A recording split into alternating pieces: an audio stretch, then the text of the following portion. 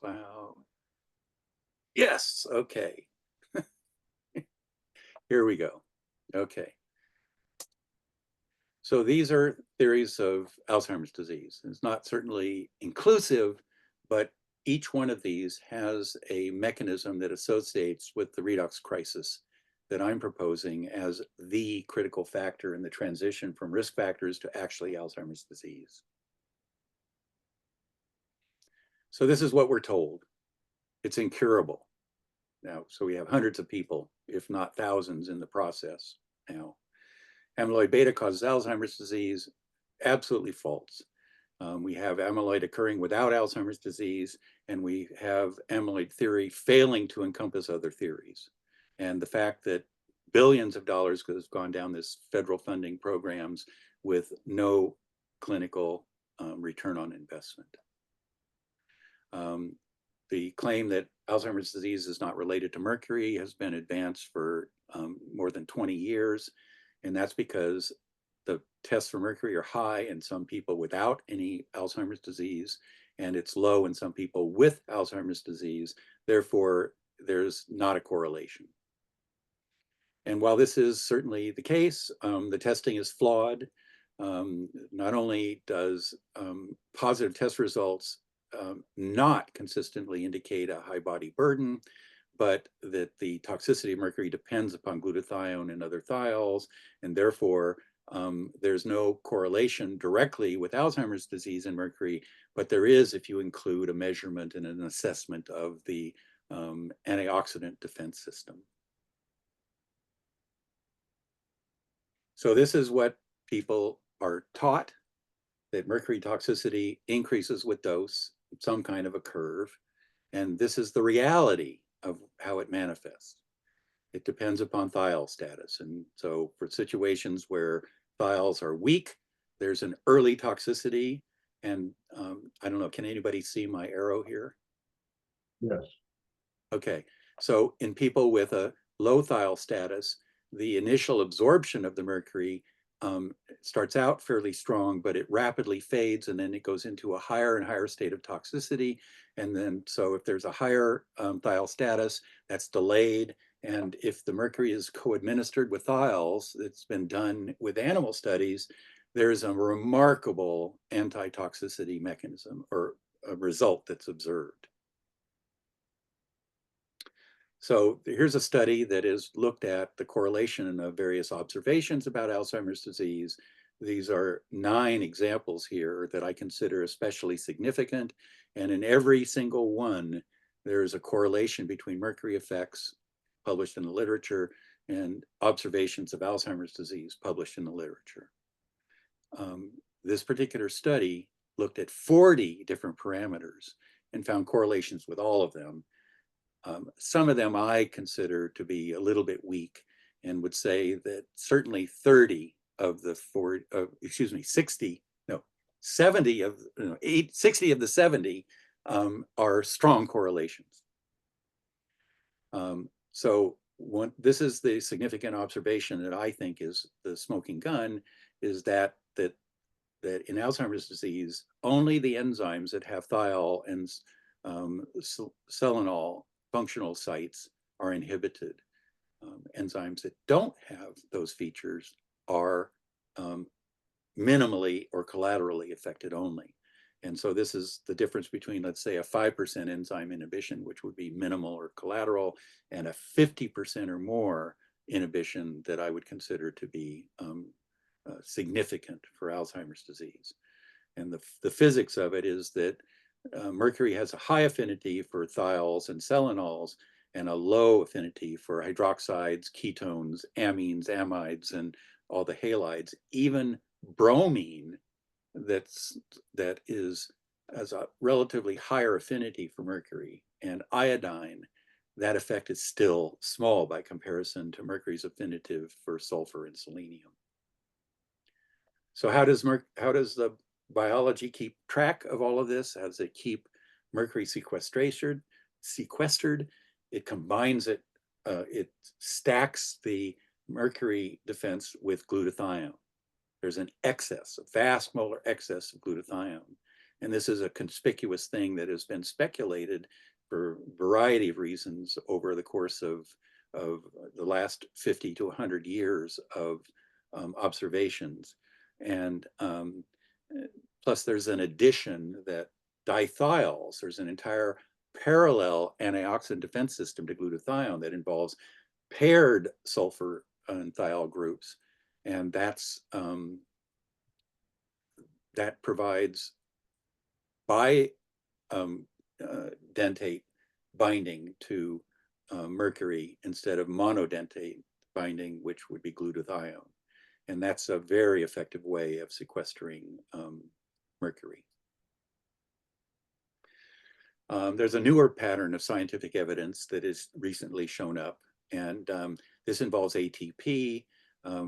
Original findings in the middle of the last decade, and with subsequent findings all the way through for the next, over the next years, that it's the significance of ATP levels, which, like glutathione levels, are far beyond the need for enzyme catalysis, on the order of 1 to 2 orders of magnitude.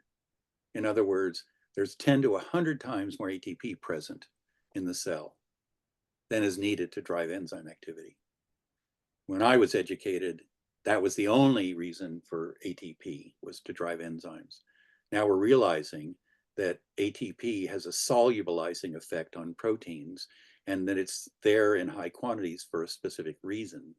And that one of the symptoms of Alzheimer's disease is protein aggregation and what's called metallopathy, which includes excitotoxicity that is directly counteracted by ATP levels being this high. And that ATP also influences zinc bioavailability and sequestration, which is an isoelectronic element to mercury. So the conclusion for this is that redox pathology is universal in Alzheimer's disease, and that this is evidenced by 3 different pathways being seen. One, transsulfuration, which is the diversion of methionine into cysteine so it can become glutathione. And then there's the production of hydrogen sulfide, which is an antioxidant and gets converted into persulfides, which are especially potent antioxidants, where the thiol group is attached to a sulfur, not just to a carbon atom.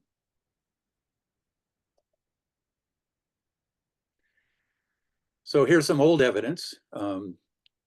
University of Calgary, in collaboration with the University of Kentucky, did a very nice, elegant study where they looked at the nerve growth cones of marine snails, which have neurons that are big enough to be seen under a microscope. And they measured the response of those neurons to exposures to very low levels of mercury. So a 0.5% increase in mercury exposure caused complete disassembly of the neural growth cones. And it was only mercury that did it. Cadmium didn't do it, zinc didn't do it, lead didn't do it, bismuth didn't do it. Only mercury did it. So there's a paper is cited here, and there's a URL that I've transferred to my YouTube site, my YouTube account, where it shows this in a movie. So the integration, this is a paper that I've written with Richard Deeth, professor at Southeastern Nova University. So here's the picture that explains this and shows it all. Don't freak out because it's so complicated. I'm going to go through this first talking about the green patterns, which are defense, and the pathology patterns that are in red. And you'll notice that on the lower right side of the lower right corner of the diagram are the hallmark observations of Alzheimer's disease. And those are fully explained by all of these interlinked mechanisms, and those are displayed in yellow. So let's start out with the green side of it, which is our defense mechanisms. And our first line of defense is glutathione reductase, and the yellow arrow points to it, where the mechanism is just the recycling of oxidized glutathione. It turns out that oxidized glutathione does not bind mercury, and reduced glutathione does bind mercury. So by converting the oxidized into the reduced form, one is increasing one's mercury sequestering defense systems. And if the recycling doesn't take place, oxidized glutathione releases the mercury so that it goes down the red pathway. Defense mechanism number 2 is transsulfuration. This turns on the activation of the sulfur pool so that methionine sulfur resources are directed into cysteine resources that can make glutathione. This transsulfuration pathway goes through homocysteine as a increased reagent in the body, and that gets converted into cysteine. And so homocysteine is itself an antioxidant defense mechanism. More on that later. Defense number 3 is persulfidation, which increases the thiol reducing potential by sticking it onto a sulfur atom instead of a carbon atom, and that makes it a much more powerful reducing agent, antioxidant defense. And so the persulfide structure is actually unprotonated, whereas the normal thiol is mostly protonated. And this makes a huge difference in terms of their chemistry reactivity.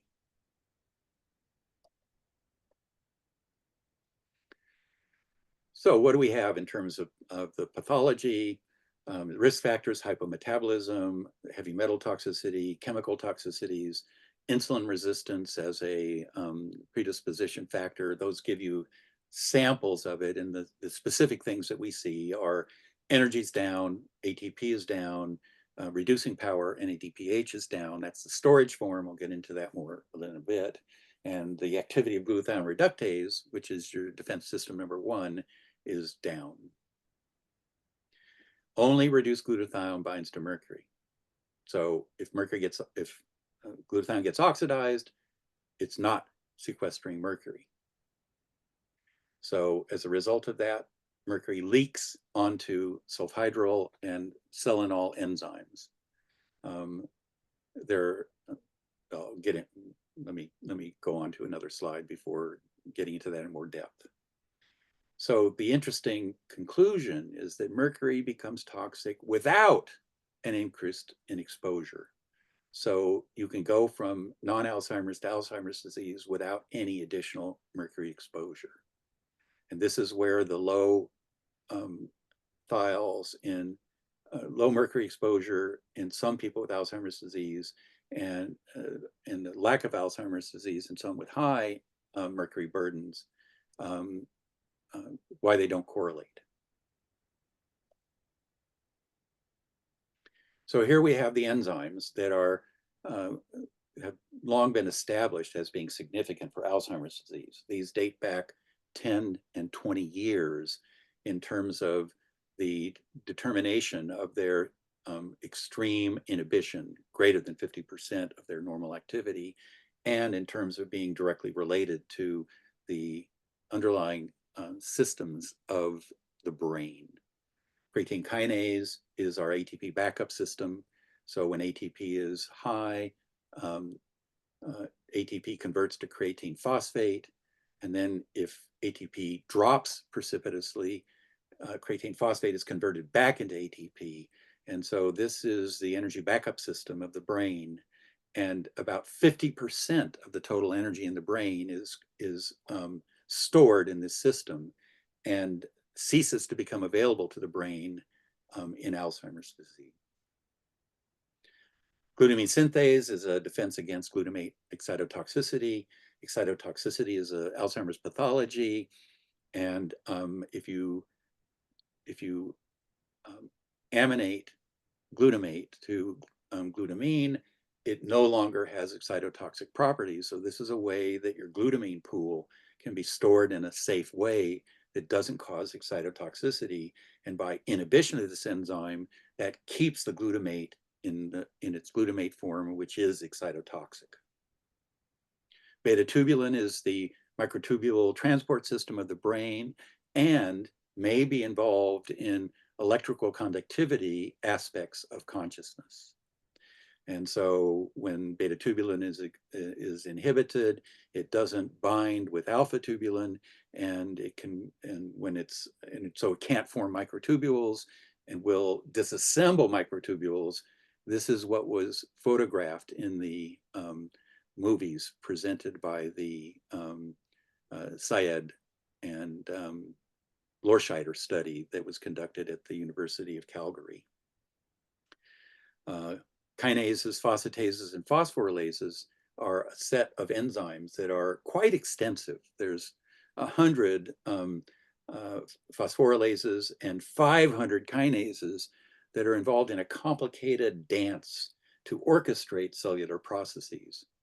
And there's at least 5 of these enzymes that are inhibited, that are strongly inhibited in Alzheimer's disease, that are also inhibited by mercury. There's a dozen of selenoenzymes. This is not that well studied, other than the fact that they're collaterally inhibited. Some of these selenoenzymes are not well identified functionally, but the ones that are show a strong inhibition effect that does relate directly to antioxidant defense in the brain. And one of those selenoenzymes is selenophosphate synthetase, or synthase, no, synthetase, and that's involved in the incorporation of selenium for making selenoenzymes, so that inhibition of the selenium system inhibits the selenium system at 2 different levels, at the functionality level and at the synthesis level.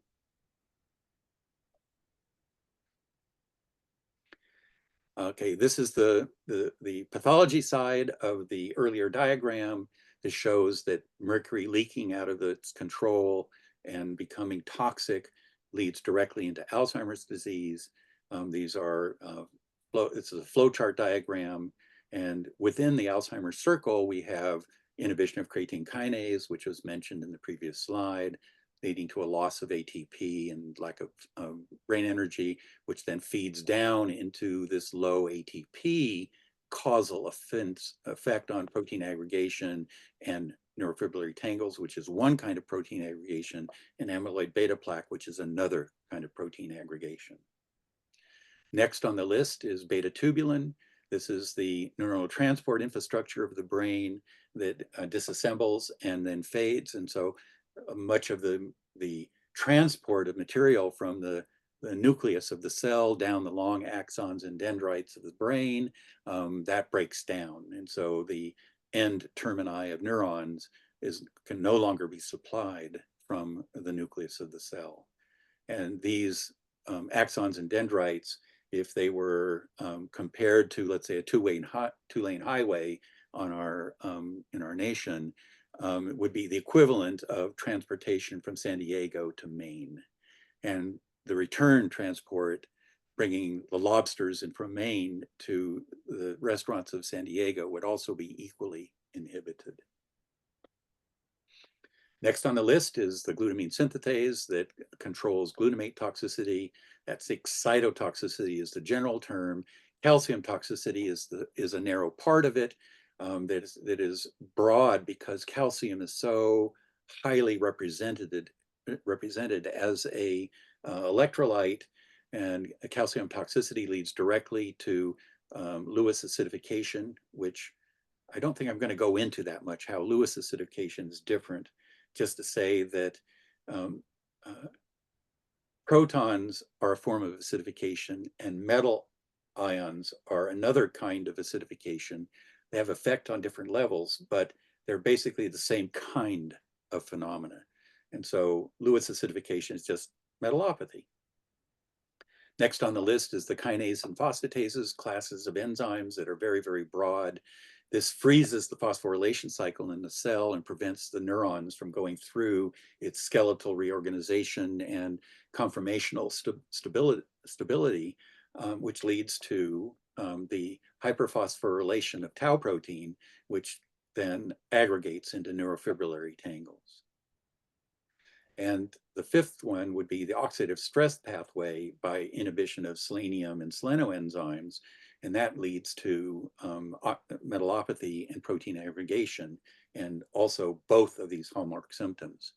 Selenium is also a direct inhibitor of the, or let's say selenoenzymes include deiodinases that are involved in the conversion of T4 into T3 and reverse T3, which directly then affect metabolic rate and the recycling of glutathione.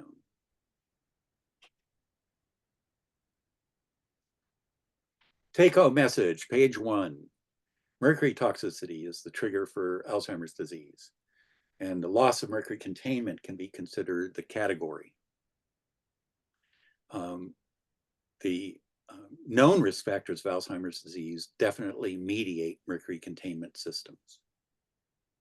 So we have the multiplicity of causal factors, risk factors, triggering the mercury containment system, which then manifests as a whole series of mercury inhibition of enzymes that affect the way in which a particular Alzheimer's patient exhibits symptoms and is responsive to therapy. So these metabolic factors are identifiable. Here's a dozen of them that you can present. And so therapy involves looking at things like diet and toxic exposures and your basal metabolic rate, the effect of hormones, how your antioxidant defense system is handling oxidative stress, and how efficiently your mitochondria are working. Easily influenced by lifestyle, many functional therapies for interfering in these toxicity mechanisms. Therapies are 99% generic, and therefore there are end-run risks for Alzheimer's disease investors who may not have considered the fact that they're competing against generic therapies. Encompasses all the major Alzheimer's disease theories.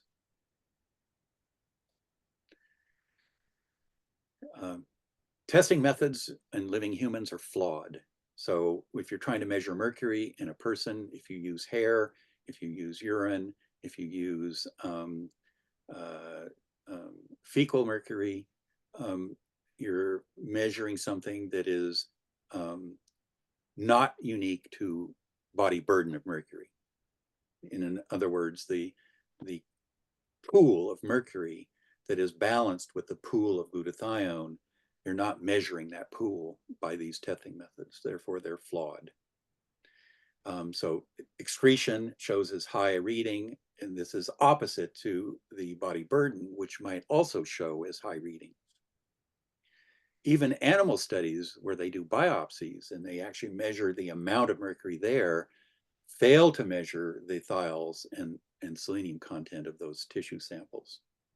So this entire field of historic scientific research is undermined. There's an advantage of one of the isotopes of mercury, mercury 199 and mercury 201, have magnetic fields that can be harnessed by nuclear magnetic resonance, which would be the equivalent of MRIs. But because the NMR doesn't necessarily involve imaging, it's just quantification of mercury, we have the technology for doing this. There are now a whole series of innovations in MRI technology that do not require high magnetic fields. And even zero field methods have been developed. And it's entirely feasible to apply these to a new generation of medical devices that can measure the actual body burden of mercury quite accuracy with non-invasive testing. In other words, you can put the device on the surface of the skin and scan in the tissues underneath the skin and get a mercury measurement. So mercury transitions from low toxicity in youth to high toxicity in older age when glutathione stops being recycled As we get older, we lose that ability. When oxidation overcomes the redox buffering defenses, this is also a trend associated with aging. High toxicity exposures, the mercury migrates from mercury control to thiol and selenol enzymes. This is Alzheimer's disease. And I mentioned that it's also possibly a mechanism in other diseases. So just because Alzheimer's disease manifests in the brain doesn't mean that kidney problems aren't also caused by this. It doesn't affect the brain yet, but it is affecting the kidney, which is the second most mercury sensitive organ in the human body. This is the end of the direct presentation. So let me ask if people have questions at this point. How many people are up to here?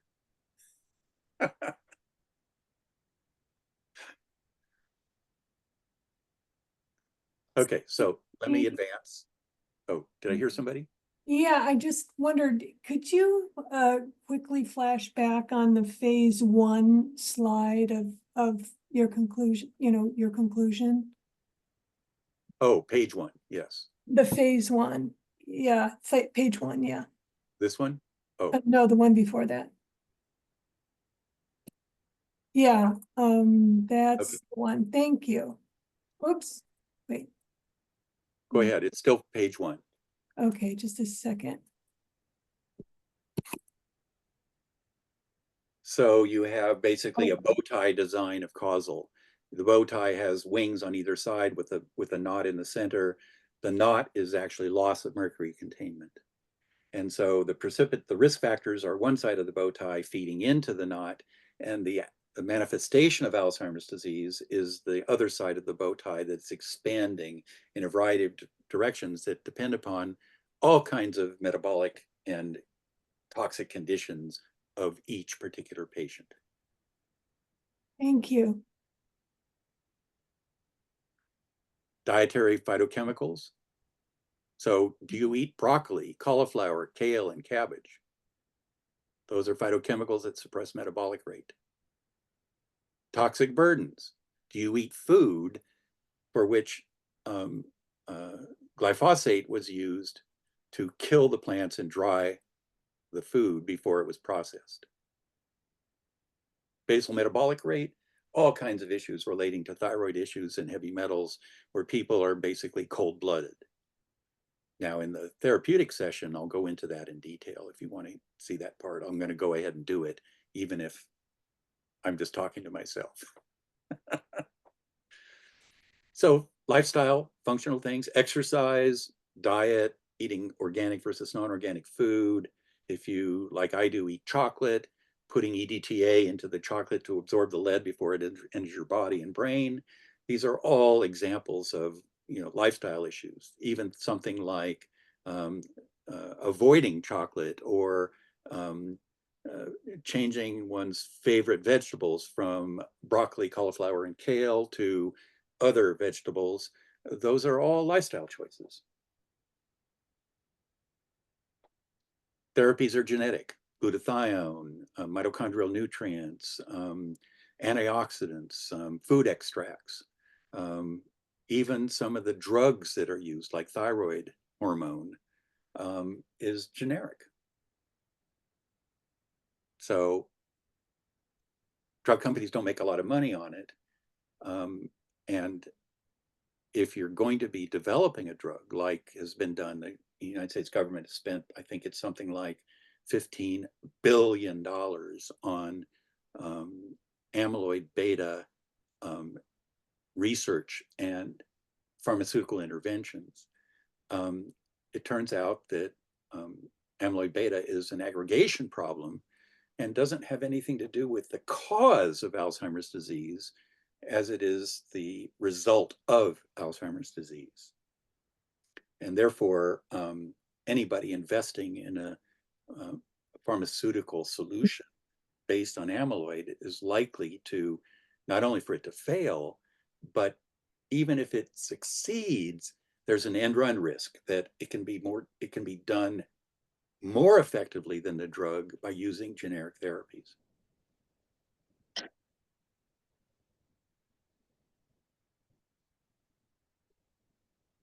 There may be amyloid theories that I haven't included. I've done, a year of intense research on this and 40 years of monitoring of emerging literature. And I don't know of an Alzheimer's theory that isn't encompassed by this view, but there could be. But the ones that are the ones that everybody knows about, like amyloid beta plaque and tau neurofibrillary tangles, this does directly explain those. And less known theories like the type 3 diabetes theory and metallopathy and excitotoxicity theories, those are also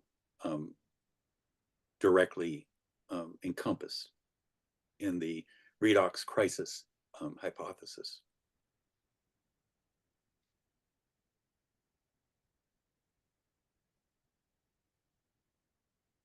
Okay, let me go on.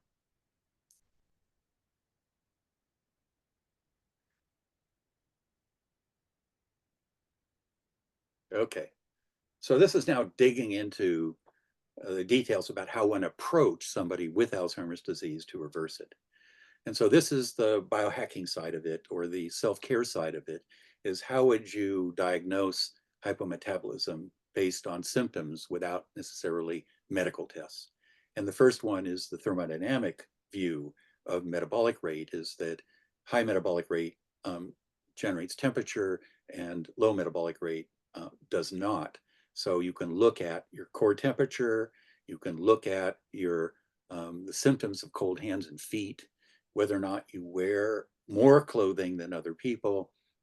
And to be the nerd biohacker, you can look at the temperature difference between your core and peripheral temperatures. And this is regulated by self-defense mechanisms. So as your core metabolism gets challenged, there is an effect where your body restricts the circulation to your hands and feet, basically at your shoulders and hips. And so your leg and arm temperatures drop rather than your core temperature drop. And it turns out all the enzymes in your hands and your feet and your extremities are not particularly temperature sensitive, but the enzymes in your liver and your spleen and your heart and your lungs, those are very temperature sensitive. And so this is a very good defense mechanism. And by monitoring the temperature difference between those, one can get an idea that your body temperature and your metabolism are increasing. This is the most sensitive way that you can monitor increased metabolic rate with very simple technology. In other words, a thermometer. So, how fast do you respond after getting a chill?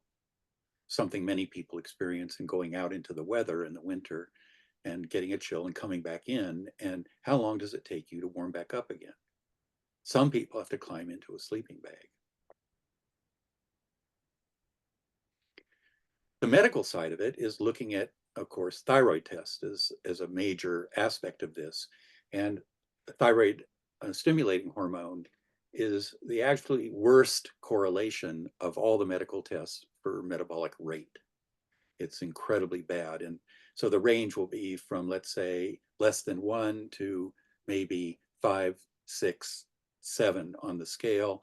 And anything above 2 may be an indication. So if you have a reading of 4, you could be hypothyroid, and your doctor would tell you your thyroid is normal. Free T4 and T3 tests, those are better than TSH by far. Statistical correction, you can exclude the bottom quartile when you're assessing your thyroid test results. So you just take the normal range that's provided in your medical test, split it in half, that's your median, split that each of those two sides into quartiles, and the bottom one, the lowest level readings are likely to be false positives in an assessment of hypothyroidism. And that's because hypothyroidism is widespread in the population that is used as normal, and that hyperthyroidism is rare. And so by taking, 2.5% of of the low readings and 2.5% of the high readings, it's not a clinical correlation with the actual occurrence of low metabolic rate. Thyroid autoantibodies is part of the problem, because if you have antibodies to your thyroid hormones and thyroid enzymes, your thyroid, whatever thyroid you do produce, is not going to be as effective, and therefore this is one potential cause. And because hypothyroidism is itself a cause of autoimmune diseases, this is a fairly common and difficult. It's an essential diagnosis to know, but it's not simple to treat it. And I add to here what we covered in our Zoom session today about the cellular potassium versus the cellular potassium. And so you can have a cellular potassium test done, which is highly unusual in assessing this kind of thing, but it is, in combined with your serum potassium test results, very indicative of hypothyroidism and hypometabolism.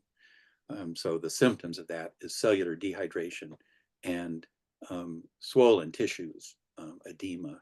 And the cellular hydration that's seen in Alzheimer's disease is often because of a brain scan, where you see a shrunken brain, and this is commonly misattributed to neural losses. But if you restore metabolic rate, the brain rehydrates and swells back up into the skull, and this change can take place in weeks, which is way too fast for neurons to regenerate. Dental risks are a big aspect of this that is underappreciated by most clinicians and Alzheimer's researchers.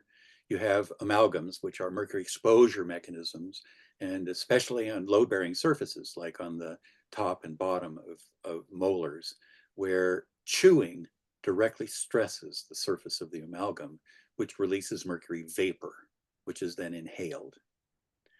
But the inflammatory effects of infections and the toxicity, anaerobic toxicity byproducts of infections in the canals, the the tubules of the tooth, can make root canals toxic. So these need to be evaluated. And also we have extracted teeth, which can produce cavitations, which are pockets of inside of your tissues that have poor white blood cell surveillance and become infected. Cavitation toxicity and root canal toxicity often manifests in lower back complaints. This is all cerebrospinal fluid flow, which we've also talked about briefly in today's session. You'll learn everything that you ever wanted to know about this revolutionary furniture design. I'll show you how this amazing design works. Jeff, is that your mic that's open? Experience for forward-thinking couples around. Yeah, Jeff, you might need to mute there. Can you mute Jeff? Can you mute yourself? Sorry. Yeah, thank you. And also sinus complaints, because not only do you have the cerebral fluids flowing down your spine, but you have fluid flowing out through the cribriform plate in your sinuses, which is a very thin area of bone between your brain and your sinuses, through which the nerves that you smell with, they go through those through the cribriform plate. And so this is why sinus infections can cause loss of smell and taste, because they're interfering with the nerves that are flowing from the olfactory bulb in the brain through the cribriform plate into the nasal sensors on those nerves. So any of those can affect those issues of dental risks and mouth infections, jaw infections. Glutathione can be augmented, which is a potential therapy. And even though intravenous glutathione therapy is highly effective at the beginning and loses its effectiveness over time, a one-time intravenous infusion of glutathione can be diagnostic in identifying whether or not there is or is not subjective improvement. So one can use that as a diagnostic tool, even if it isn't sustainable as a treatment. Oral precursors can be a bit more sustainable, certainly more affordable. Cysteine is available as a dietary supplement, N-acetylcysteine, glutathione, N-acetylglutathione. Whey dipeptide is a rich source of the dipeptide for glutathione. So these are all ways in which one can feed the glutathione synthesis pathways. Energy effects of the recycling system involve vitamin B3. That can be anything from niacin and niacinamide, which are incredibly inexpensive, to NADH, which is highly expensive, and the nicotinamide ribosides, which is in the middle of those. Each one of those has a different potential because a deficiency of vitamin 3 active compounds like NADH and NADPH can be because of an interference in the synthesis pathway all the way along. So the niacin to riboside conversion could be a problem, and the nicotinamide to NAD conversion can also be an independent problem. So this can be sleuthed out by either medical tests or by trial and error of different supplements. Quantification of mercury is a great idea. It's just important to realize that the standard tests can be unequivocal, or can be equivocal because of the fact that secretion causes tests to be high when it's actually therapeutic. You want to have mercury excretion going on in your body. And so if you don't see any mercury in your hair, blood, or red blood cells, this can be a sign that you are at higher risk of having a high body burden. Challenge testing is one way to get around some of that, by taking a chelating agent and then reassessing hair, blood, urine, fecal content, where the challenge causes the levels to go way up. That is a better indicator of body burden. And I mentioned again, the low field testing, NMR testing of mercury, is a way that this can be dramatically improved in the next few years. Mitochondrial efficiency is one of those aspects of metabolic rate. And so as we get older, our mitochondria can become deficient in a variety of ways, senescent in a variety of ways, and each of these provides a way in which we can investigate that. This can be done medically. It can be done through urine organic acid tests. It can be done through self-care, trial and error. So for example, let's take the fourth one, ketosis. So people who are efficient in ketosis will show pale pink on their urine test strips, and people who are inefficient with ketosis will show darker red, or even redwood brown colored test strips. Circulation problems can be impairing of metabolism of the brain. You've got plaque that affects circulation. You've got rancid polyunsaturated fatty acids that can affect circulation and inflammation in the vascular lining. You have copper and vitamin C status, and also silicon status that involve collagen maturation in the vascular system that would be affected by circulatory restrictions. And so if you have a copper deficiency, your vascular system is going to be more severely affected by any inflammatory pathology. These are all related. Coagulopathy is a subset of fibrosis, but vitamin C deficiency, one of its consequences is to enhance fibrosis. And fibrosis affects circulation not only in terms of potentially causing a plaque problem, but because the capillaries of the body, if in the early stages of fibrosis, become coated with fibrin, which prevents the red blood cells from directly contacting the wall of the arteries and veins and capillaries for efficient delivery of oxygen and nutrition, and efficient transfer of toxins to the red blood cells for carrying the toxins out of the tissues. And nattokinase is a over-the-counter dietary supplement derived from the Japanese natto food that digests, that's an enzyme that digests fibrin protein. So it not only remedies coagulopathy, which is thick blood syndrome, but it also slowly undoes fibrosis and inhibits fibrosis from advancing. COVID is a recent addition to the circulation equation. Spike protein is itself inflammatory for the vascular system. And the classic colds and flus produce days of vascular inflammation. COVID produces potentially weeks of inflammation, and mRNA vaccination can produce months of vascular inflammation. So assessing this in terms of its priority would relate to vaccination status. How long ago was your vaccination or your booster? Antioxidant protection directly affects the vascular system. The natural first defense mechanism is tocopherols. Vitamin E forms tocopherols and tocotrienols. And so if those are deficient, you can have a circulation problem that could be resolved by supplementation of a mixture of the 4 tocopherols or the 4 tocotrienols. Circulation is also related to lymphatic flow. The vascular system is one form of flow for the brain, and lymphatic flow is another one.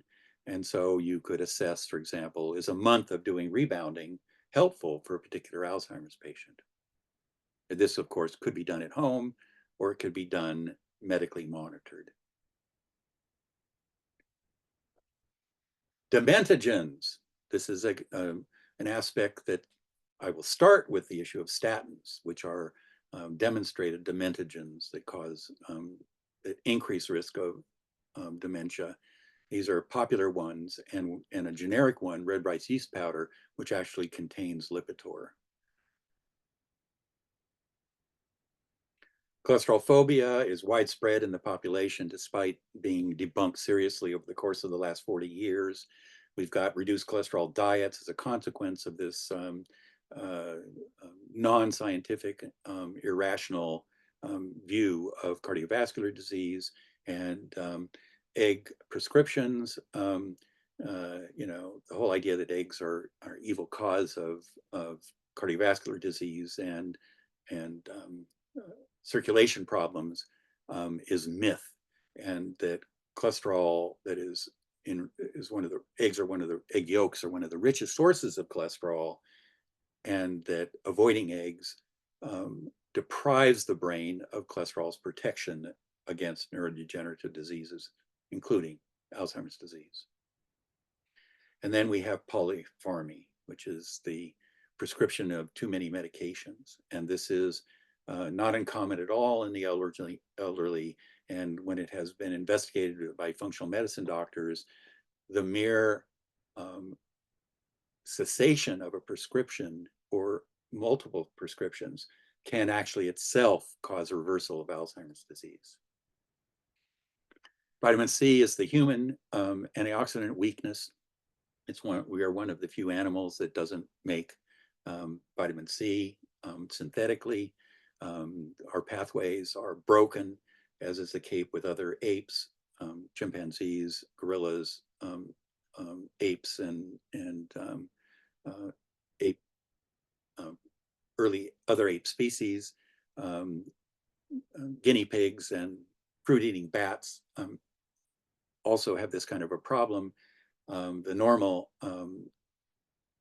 mammalian response to infection is to double the production of vitamin C, and we can't do that. So in terms of glutathione binding mercury inside the cell, ascorbate works outside of the cell to keep the redox potential under control, And this is the compartment, outside the cell compartment is where antibodies operate. So our humoral immune system is highly affected by vitamin C. And this is probably the mechanism by which cytokine storms kill people with COVID infections. And last on the list is, of course, detoxification of mercury. This is potentially problematic in that mercury is toxic to the kidney, and therefore urine excretion of mercury is limited. So you're talking about low doses over very long periods of time for detoxing.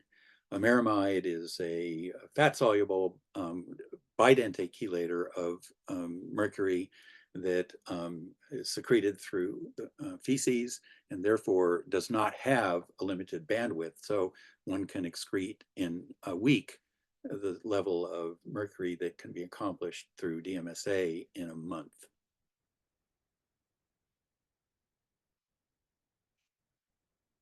So this is a basic explanation of the difference between redox buffering systems and antioxidant defense.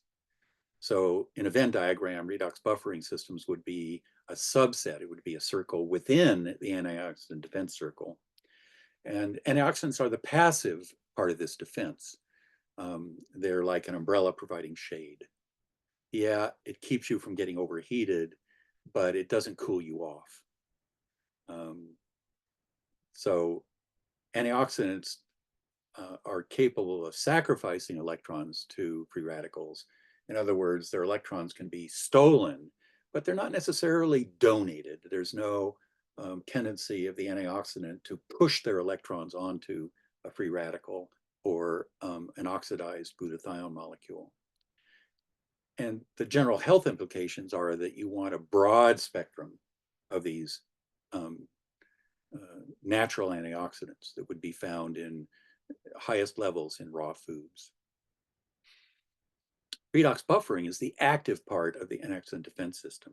This is driven by your cellular energy mechanisms and is analogous to the ice in your drink or the air conditioner for your house that actually cools you off instead of just sacrificing electrons. The redox buffers donate electrons to oxidants. And so while antioxidants sacrifice electrons most easily to the most energetic free radicals, redox buffers donate electrons to even slightly oxidized compounds, like, for example, oxidized glutathione. This system recycles the glutathione and vitamin C, and it uses NADH as the production form and NADPH as the functional form that are resulting from the Krebs cycle of the mitochondria. So this means that antioxidant defense is not a passive thing, it's actually empowered by our metabolism. Here's an example of the metallopathy issue, the complications of zinc towards mercury toxicity. I mentioned this earlier in one of the findings about ATP affecting zinc toxicity. This study was performed by Boyd Haley and colleagues, where combinations of zinc and mercury were assessed according to their inhibition of tubulin. I mentioned earlier that beta-tubulin is one of the toxicity mechanisms of mercury and found in Alzheimer's disease. So these scientists use that as an assessment of the effect of mercury independent of the quantity of mercury. And so when they combined zinc and mercury at different levels, they found that the 10% inhibiting level of mercury, of zinc, when combined with a 3% inhibition of mercury, resulted in 50% inhibition of beta-tubulin. So this is a positive synergy effect where the toxic effect of mercury is aggravated by the presence of its electronic isoform, which would be zinc. So zinc is at the top of that column of elements, then cadmium is below that, and then mercury is below that. And so they all have the same kind of one, binding to selenium and sulfur, and two, the effect on sulfur sensitive or sulfur dependent enzymes. And when the 23% level of zinc is combined with the 28% toxicity level of mercury, there was a 79% inhibition of tubulin viability. So this just indicates that it's not all about mercury, that there are compounds that actually mimic mercury in some capacity, and zinc is one of them. And so this is one way that nutritional influence of zinc can convert into a metallopathy effect from zinc by the collapse of the glutathione system and or the collapse of the ATP system. This is a redox schematic that kind of demonstrates the polarity of life. So we see all of these biological levels that is involved down here in the blue to orange region, where these antioxidants are working in combination with the redox defense system, which is in the blue, which is only maybe a third of the entire redox potential range in which we live. So we live in an environment where oxygen is plentiful and oxidation is constant exposure, and it's the lower levels that serve as the functional levels, and the green is where we live. So we have a blue level below the green, which is cooling us off, and then we have the yellow and orange regions that are heating us up, that they balance each other so that we can stay in the green. And this is easily done in the young and the middle-aged, and becomes progressively much more difficult as we age.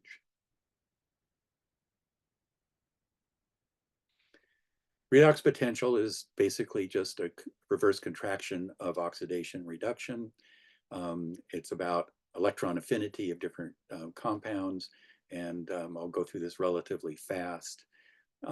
Oxidation is electron acquisition, reduction is the opposite, electron donation. These are always paired. One molecule or group of atoms gains electrons, the other one loses them. The total number of electrons does not change, but they're redistributed. And when the electrons change, the atoms also rearrange themselves.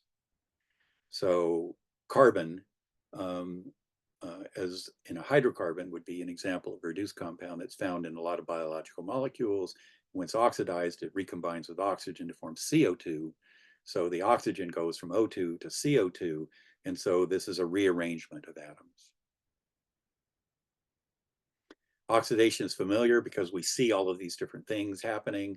We see the oxidation of the wood in the fire, and the railing rusting and the apple turning brown. What we don't see is the oxygen disappearing out of the air. So that's why oxidation is easy to understand and reduction is awkward, because it's invisible, experientially invisible. There's a physics to oxidation and reduction. So here's the periodic table aligned with the inert gases as the center line, the separation of low oxidation redox potentials to high, where we have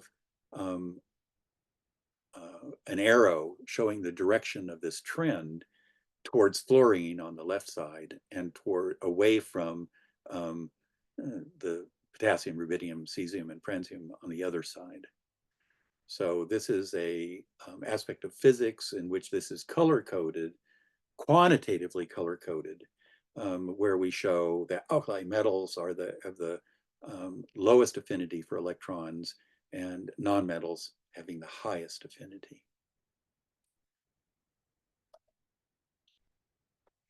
Redox is chemistry. I'm going to skip through this pretty fast. If you want to go through all of this, feel free to ask me, but here's a categorization of chemistry redox layers.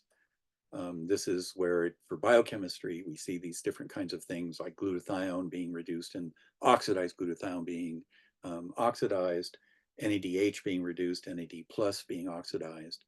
So we have the lactate pyruvate in the center that's under Krebs, where these would be anaerobic versus aerobic outputs of the Krebs cycle. These are all examples of things that could be tested to help medical assessment of what's going on with redox biology.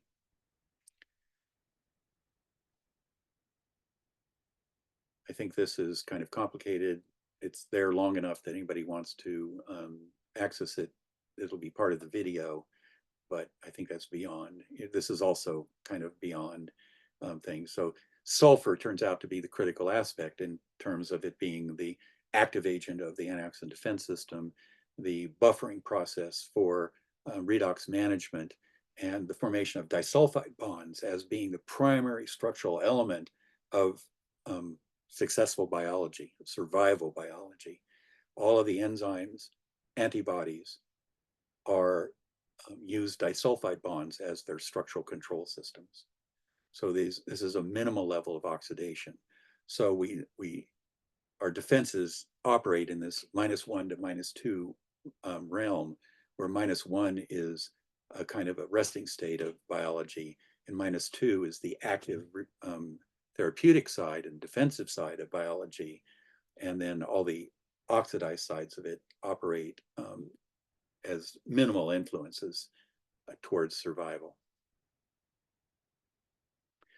Humoral immunity, antibodies, these are the immune system operating outside of cells, which are mediated through antibodies as a major defense mechanism, and these are built by disulfide bonds. This is why the immune system responds to oxidation stresses, and why mercury and aluminum are included in dead vaccines. Redox buffering modulates the immune response. When ascorbate gets oxidized, the immune system turns on. If that gets extreme, the immune system goes into hyper mode, which might take it all the way to a cytokine storm. And it is the restoration of ascorbate and glutathione pools that prevent the cytokine storm and decrease the immune response from active, in the case of an infection, to idling in the case of surveillance. Passive antioxidant defense is broken down into the subcategories that can be described: glutathione, vitamin C, other antioxidants, and polyphenolic antioxidants as terms of bioflavonoids. These kinds of dietary supplements are found in foods, and especially raw foods. And the active side of it is NADH from the Krebs cycle, which is your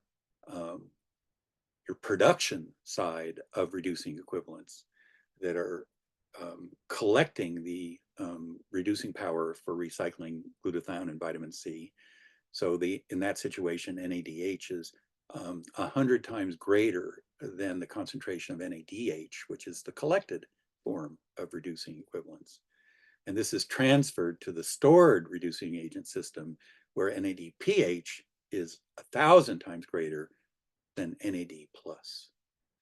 So NADH is collecting it, reducing equivalents, and NADPH is storing them and then eventually delivering them for recycling glutathione.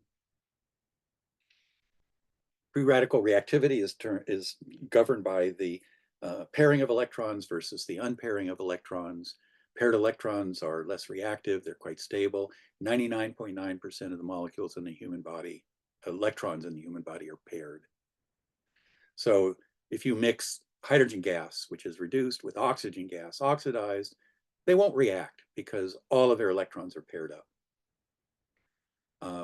So, that's biology, is the stability side of biological function. Tissue structures, for example, they're paired electrons, and that because they're paired, it's an even number of electrons, and reacting with an even number of electrons that delivers an even number of electrons. This is the classic case for enzyme activity in biology. Now, unpaired electrons, well, they're disrupting the paired electron system. In this situation, you have an odd number in the free radical reacting with the even number in biology, delivering an odd reaction product, which means another free radical. Free radicals stabilize by reacting with antioxidants. So the energy of that free radical goes down and down and down as it reacts. And they terminate by reacting with each other. In other words, odd plus odd is even. This means that you get less reactivity and greater reactivity depending upon whether the result is even or odd. This is the basic, in a sense, physics side of antioxidant defense. Thank you. That's the end of the presentation. So do we want to record any comments or questions? Or I just had a question about increasing cholesterol if you feel like you might be a little too low. Apart from eggs, what else do you suggest? well, you can approach it from the perspective of cholesterol, and you can approach it from the perspective of the use of cholesterol for making functional molecules like steroids and corticosteroids and mineral corticoids. And so from a cholesterol synthesis point of view, you're looking at measuring cholesterol itself. And from the conversion products, you're looking at pregnenolone and progesterone, which are early products of cholesterol, which are neuroprotective. And you're looking at energetic regulators like testosterone and progesterone, which would be synergizing with thyroid hormone and upregulating your metabolic rate, or the final conversion into estrogens, which would be downregulating your metabolic rate. And so you have a variety of ways to test the system or to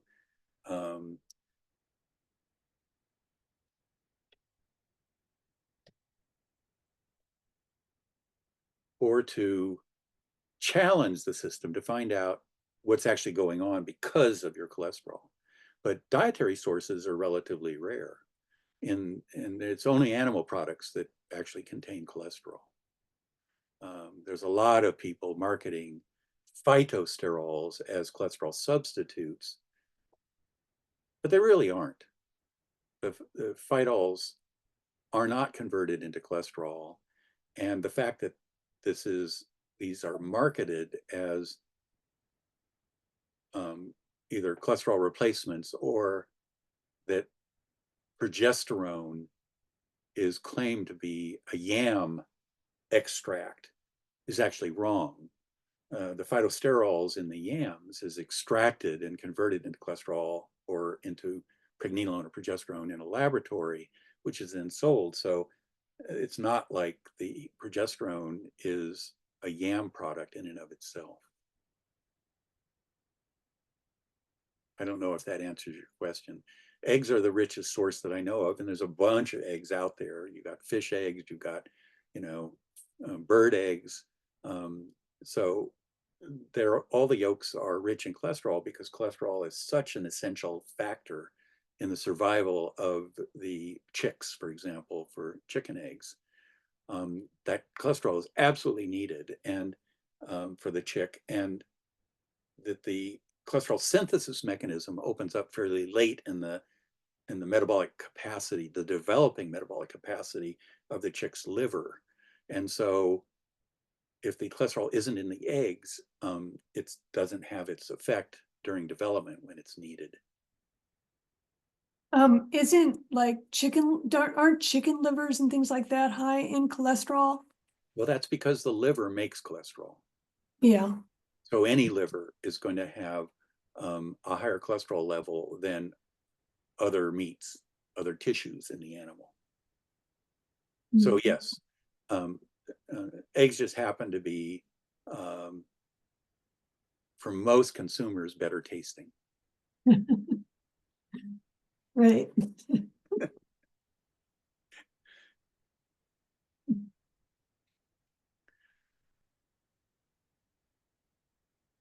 Yeah, it's interesting too that when you look at eggs, they're alkaline forming or acid forming or anaerobic versus aerobic influences vary depending upon how they're cooked. So in Ravisi's model, in terms of the anabolic versus catabolic, raw eggs and soft poached eggs, where the soft boiled eggs, where the yolk is still liquid, are maximally anabolic, and the fried eggs and hard boiled eggs are maximally aerobic and catabolic. So this is another reason why people can get into trouble with eggs if they only eat them in the form of hard-boiled eggs, for example, because they'll fit in your purse or bag for lunch, you know, as a meal substitute or as a very convenient meal. But because they're hard-boiled, they have a potential inflammatory influence. And sometimes this can be seen. Anybody who's made a lot of hard-boiled eggs or has eaten eggs that aren't necessarily fresh and fresh boiled can see that the yolk can develop a blackish, darkish coating on it, which is oxidation of the substances of the egg. And while fatty acids, polyunsaturated fatty acids, are the primary target of that, and the oxidation is like the browning of an apple or the rusting of an iron railing, you can see that effect of the oxidation over time. So the damage occurs, and then the oxidative antioxidant defense in the egg starts to fail, and that causes the browning to, in a sense, start to penetrate from the outside of the yolk into the inner parts of the yolk. This also happens easier if the eggs aren't fresh. When they're laid, they can be anywhere from days old to weeks old in supermarkets, and months old in the old days when eggs were stored in silicate baths. So you could go into San Francisco in 1905, before the earthquake, and find egg repositories throughout the city. They would have these pits underneath houses where silicate ponds were stored, and they would take the eggs in bags and buckets and whatever and immerse them into this liquid, which would prevent oxidation from getting into the egg. So they could deliver eggs months after they were laid that wouldn't have that oxidation problem. And that was before refrigeration became simple, easy, and affordable. The other question I had is you mentioned that pregnenolone and progesterone were the early products of cholesterol, and then you mentioned testosterone after that is that it increases energy, and there was another hormone, I don't know if Progesterone. progesterone. So pregnenolone is step one, progesterone is part two. Progesterone is one of the basal sex steroids that regulate metabolic rate. So this is like, you know, anywhere from 90% of female energy hormone regulation to 99%, depending upon, you know, the genetic and, you know, regional heritage for women. Typically, testosterone levels in Mediterranean women might be 10 times higher than Scandinavian women, for example. So there's all of this variation that you see. But what's not really well understood by most people is that about half of the energy regulation in men is accomplished by progesterone, and the other half by testosterone. And testosterone is not an early product of cholesterol metabolism. There's like 3 or 4 or 5 steps, maybe even 6 or 7 steps, considering various kinds of enzyme activities in them. So it's a late stage conversion product, but it's a direct precursor to estradiol, which is an anti-energy influence at the cellular level.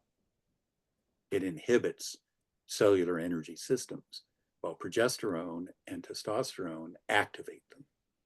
So this is one way that we're regulated that is independent of thyroid hormone. Thank you. That effect that testosterone has on energy regulation and such, is that testosterone or is that other forms of testosterone like DHT? Well, I wouldn't be surprised if DHT also has a positive effect on it, but testosterone itself is the most potent.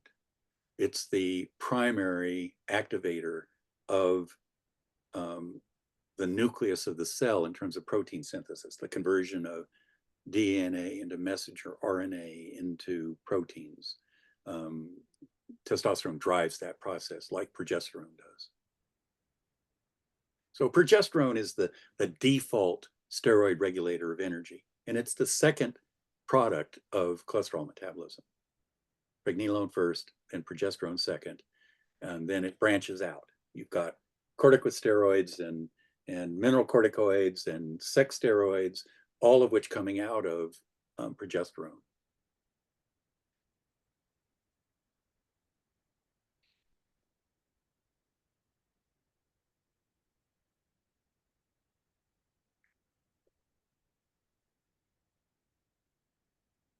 Karen. Okay, so I was really interested in what you said about the connection between cavitations and the cerebrospinal fluid. And I have a question about it, but I wondered if you could just explain that again. Well, You any said toxicity in the something about, mouth is right next to the brain. right.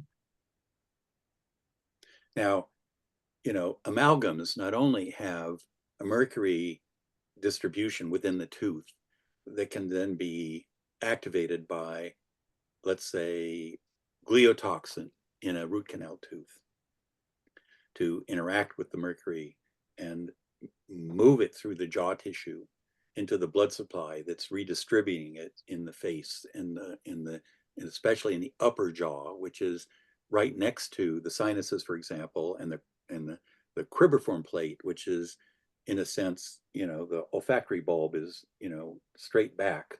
Your sinuses go up into it, and there's this thin blood place. And on one side you have your smell receptors, and on the other side you have your olfactory bulb. And this plate is full of holes. It's like a sieve, and all these neurons that connect from your smell receptors to the olfactory bulb, the neurons go through these holes in the plate. Well, cerebrospinal fluid flows out through those holes and is an active mechanism keeping your brain uninfected. So any microbe that's in your sinuses could conceivably go through those plates and infect your brain. But the flow of fluid coming out prevents that from happening. So that's just kind of an essential aspect of the skull's architecture and the need to have the smell center of the brain isolated behind the blood-brain barrier, but the receptors on the outside of the blood-brain barrier so they can actually smell something. And this is also the case with the pituitary and the hypothalamus, which have receptors on the body side of the blood-brain barrier, where they can actually interact with the stuff flowing in the blood, so that they can then help regulate the overall system through feedback loops. So these are kind of like strings that are controlling our metabolism, like our metabolism is a puppet. And so this is necessary for part of the brain and part of the olfactory bulb to go through the blood-brain barrier. That's the way it has to work. And so this is part of the medical assessment, is to realize that these structural features pose potentially clinical issues that need to be assessed. So if you have COVID and you lose your sense of smell, does that mean that your cribriform plate is scarred, or does it mean you have a functional zinc deficiency?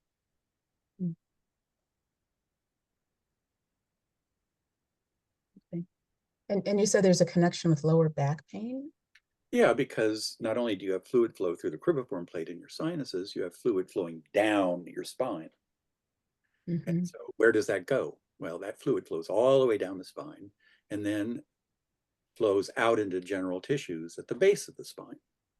So if there's a toxin in your brain, it's going to flow down your spine and cause a toxic release in your lower back. Okay. And if you have cavitations and there are bacteria in there, are you saying it can flow through there as well? It can That those transfer toxins? the Yeah, okay. endotoxins and mycotoxins and um, fungal toxins can diffuse into your brain. Right. So how does your Okay. brain? But You've got cerebral spinal flow through your sinuses, cerebral spinal flow down your spine. You've got the lymphatic system draining your brain through the lymphatic fluids. These are all brain detoxification mechanisms that could contribute to Alzheimer's disease. right. And you don't really know. It's not like any one of them has to be involved in Alzheimer's disease. So you could have somebody with Alzheimer's disease whose cardiovascular system is 100% functional and healthy. You could have somebody with Alzheimer's disease that has a very low level of mercury exposure, a low body burden of mercury.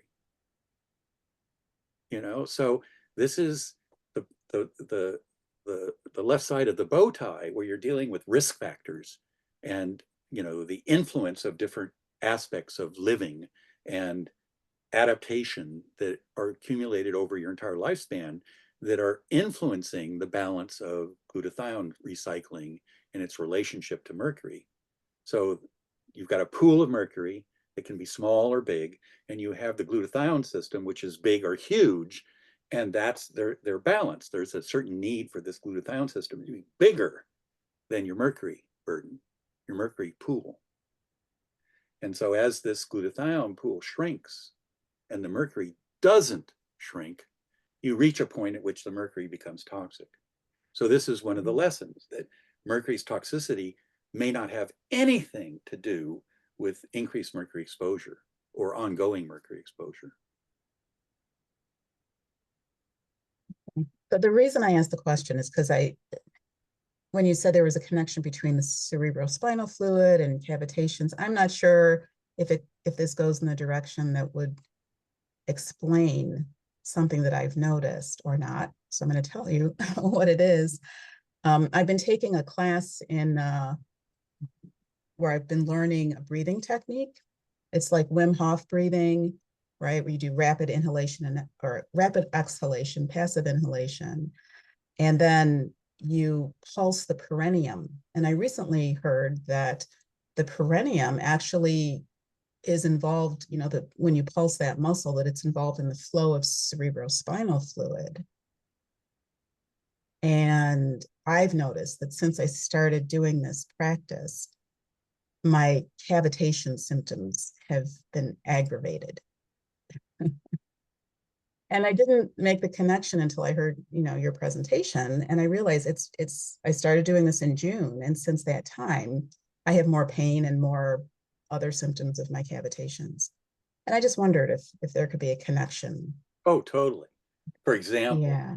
the ability of a nerve to provide sensation depends upon the nerve's fundamental functionality. So if you get hit by a football and you lose consciousness and then wake up again, your nerves have gone through this anoxic, hypoxic kind of trauma from being mechanically vibrated. And so you become unconscious, and the actual metabolic decrease in the neurons is minor. So the difference between, let's say 100% metabolic activity and 80% metabolic activity is consciousness disappears. The nerves are fine, they're healthy, they're going to survive, but there's not enough energy to support your mind, your thinking. And that's just because your brain has this massive energy foundation. So, let's say 60% of your brain's entire metabolic needs are involved in doing reactions that have nothing to do with thinking, have nothing to do with the function of neurons with respect to each other. It's a housekeeping expense. So every minute or 5 minutes, your brain goes from a hyperphosphorylated state to a hypophosphorylated state. And that's necessary for brain stability, but not necessary for brain function. So this is a massive overhead that why high consciousness organisms are so rare and only occur in predators is because there's this huge penalty, energy penalty for maintaining a highly sophisticated brain. So our brain, 3% of our body mass, 3% of our body tissue, and 20% of our energy is consumed. That's, in terms of eking out of living and surviving, that means we have this massive need for feeding that far goes beyond, let's say, what a lizard would need or what a worm would need.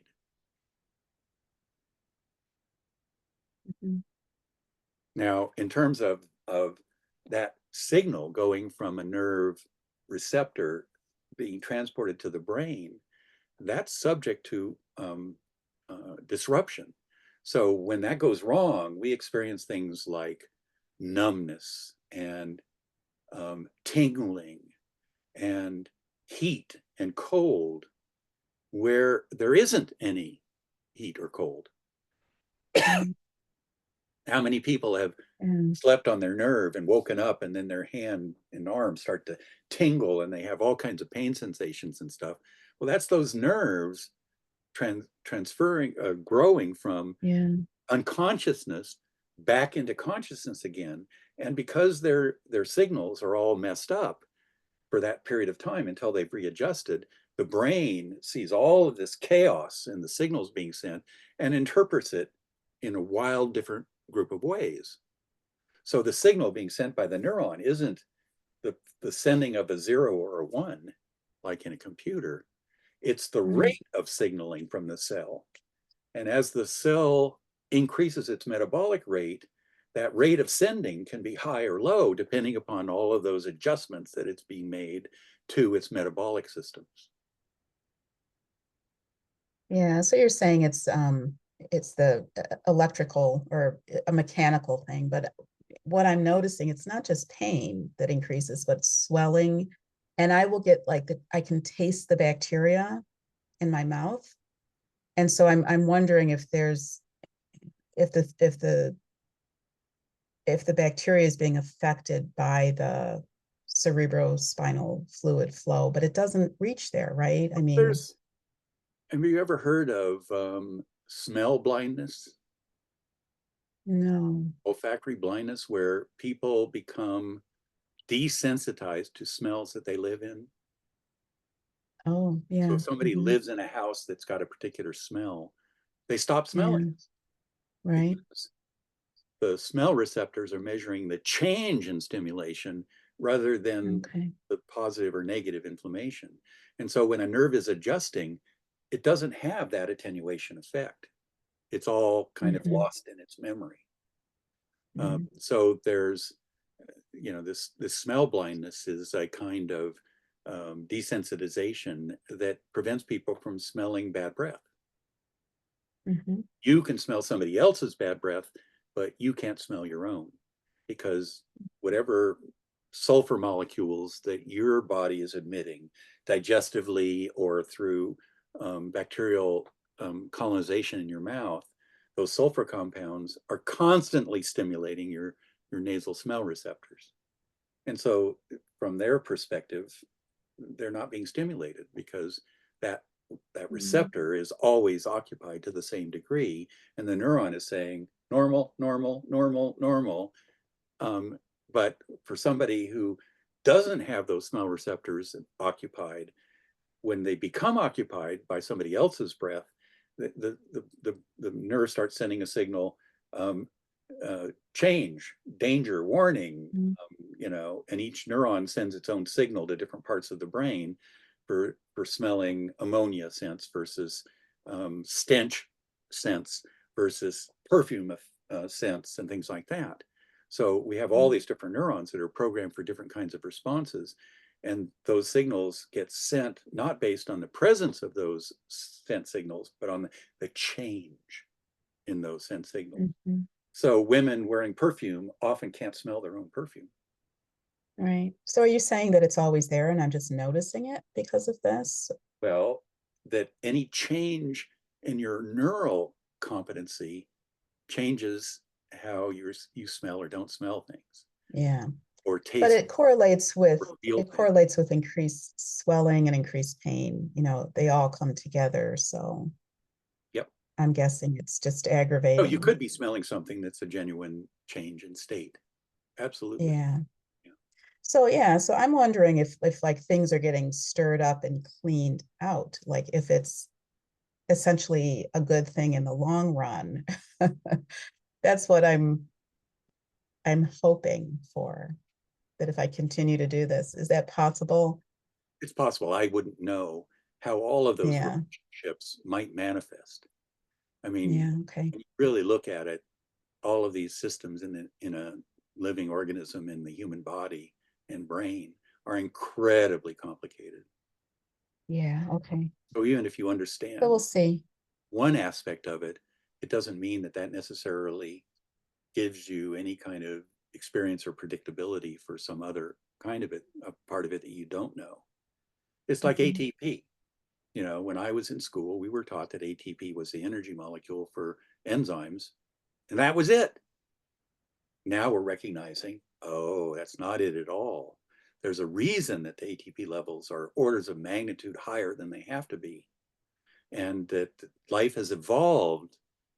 These cellular enzyme systems of life have evolved in the presence of an excess of ATP. So it's like the water in which fish swim that the fish don't notice at all.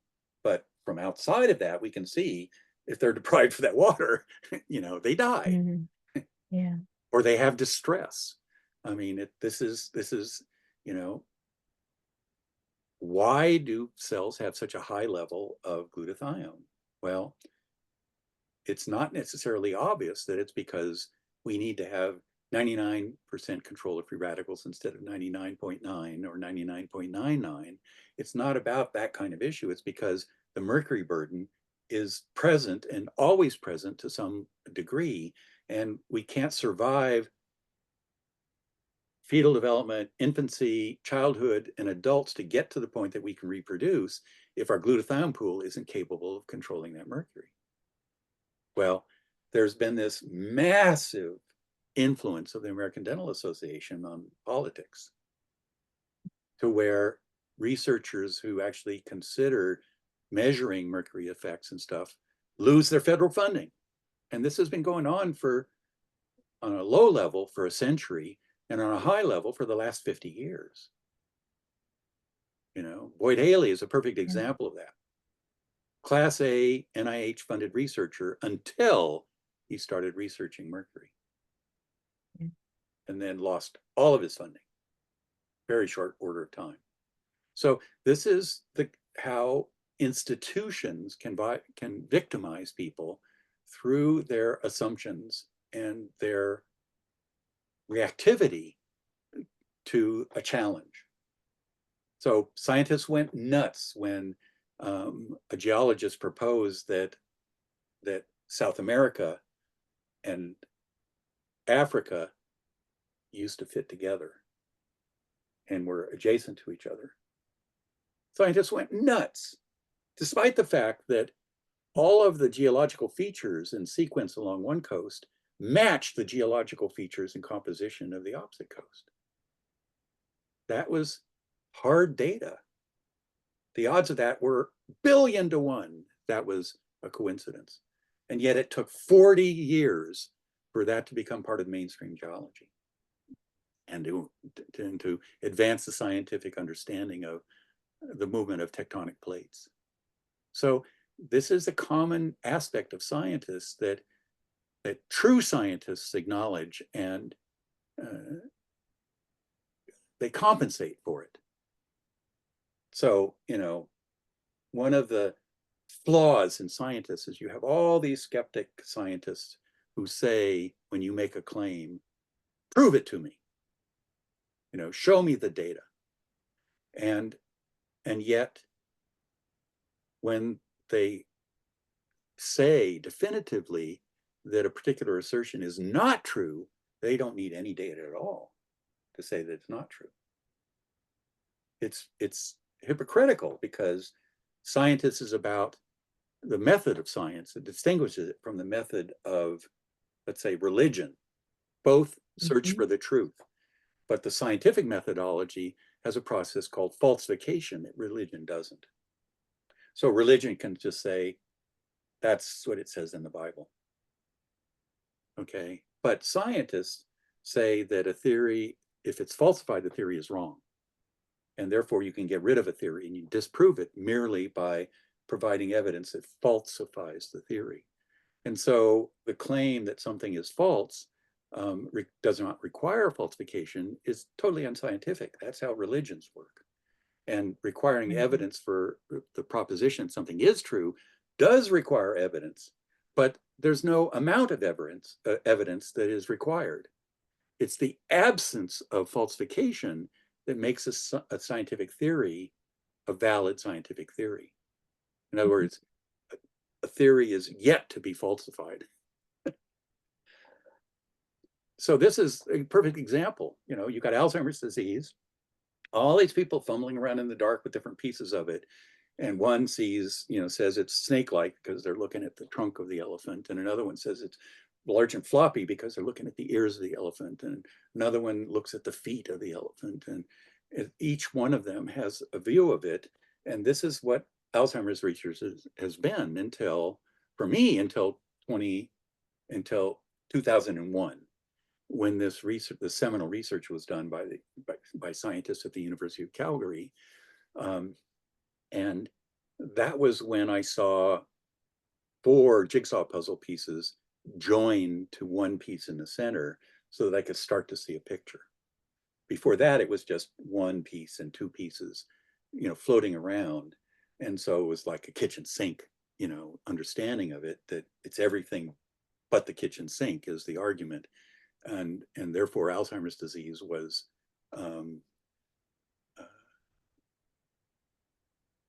understood in its consequences, but not understood in its mechanisms. So it's like the bow tie. You've got all these things identifying one side of the bow tie and all these things identifying other sides of the bow tie, but there's nothing connecting them together. And there's all these theories proposing that this connects to this and this and this, but beta amyloid has failed miserably.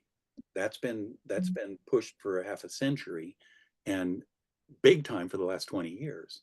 And it's not led to anything because, this is a cascade failure, redox cascade failure, where there's a whole series of steps that take place before amyloid, and amyloid can also occur before any of those other steps.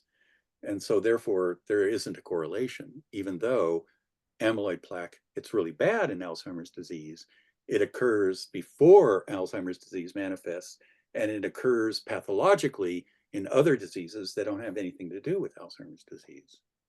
So this has been the state of the community, scientific community, for years, and why it's widely believed that Alzheimer's disease is not curable. Yeah.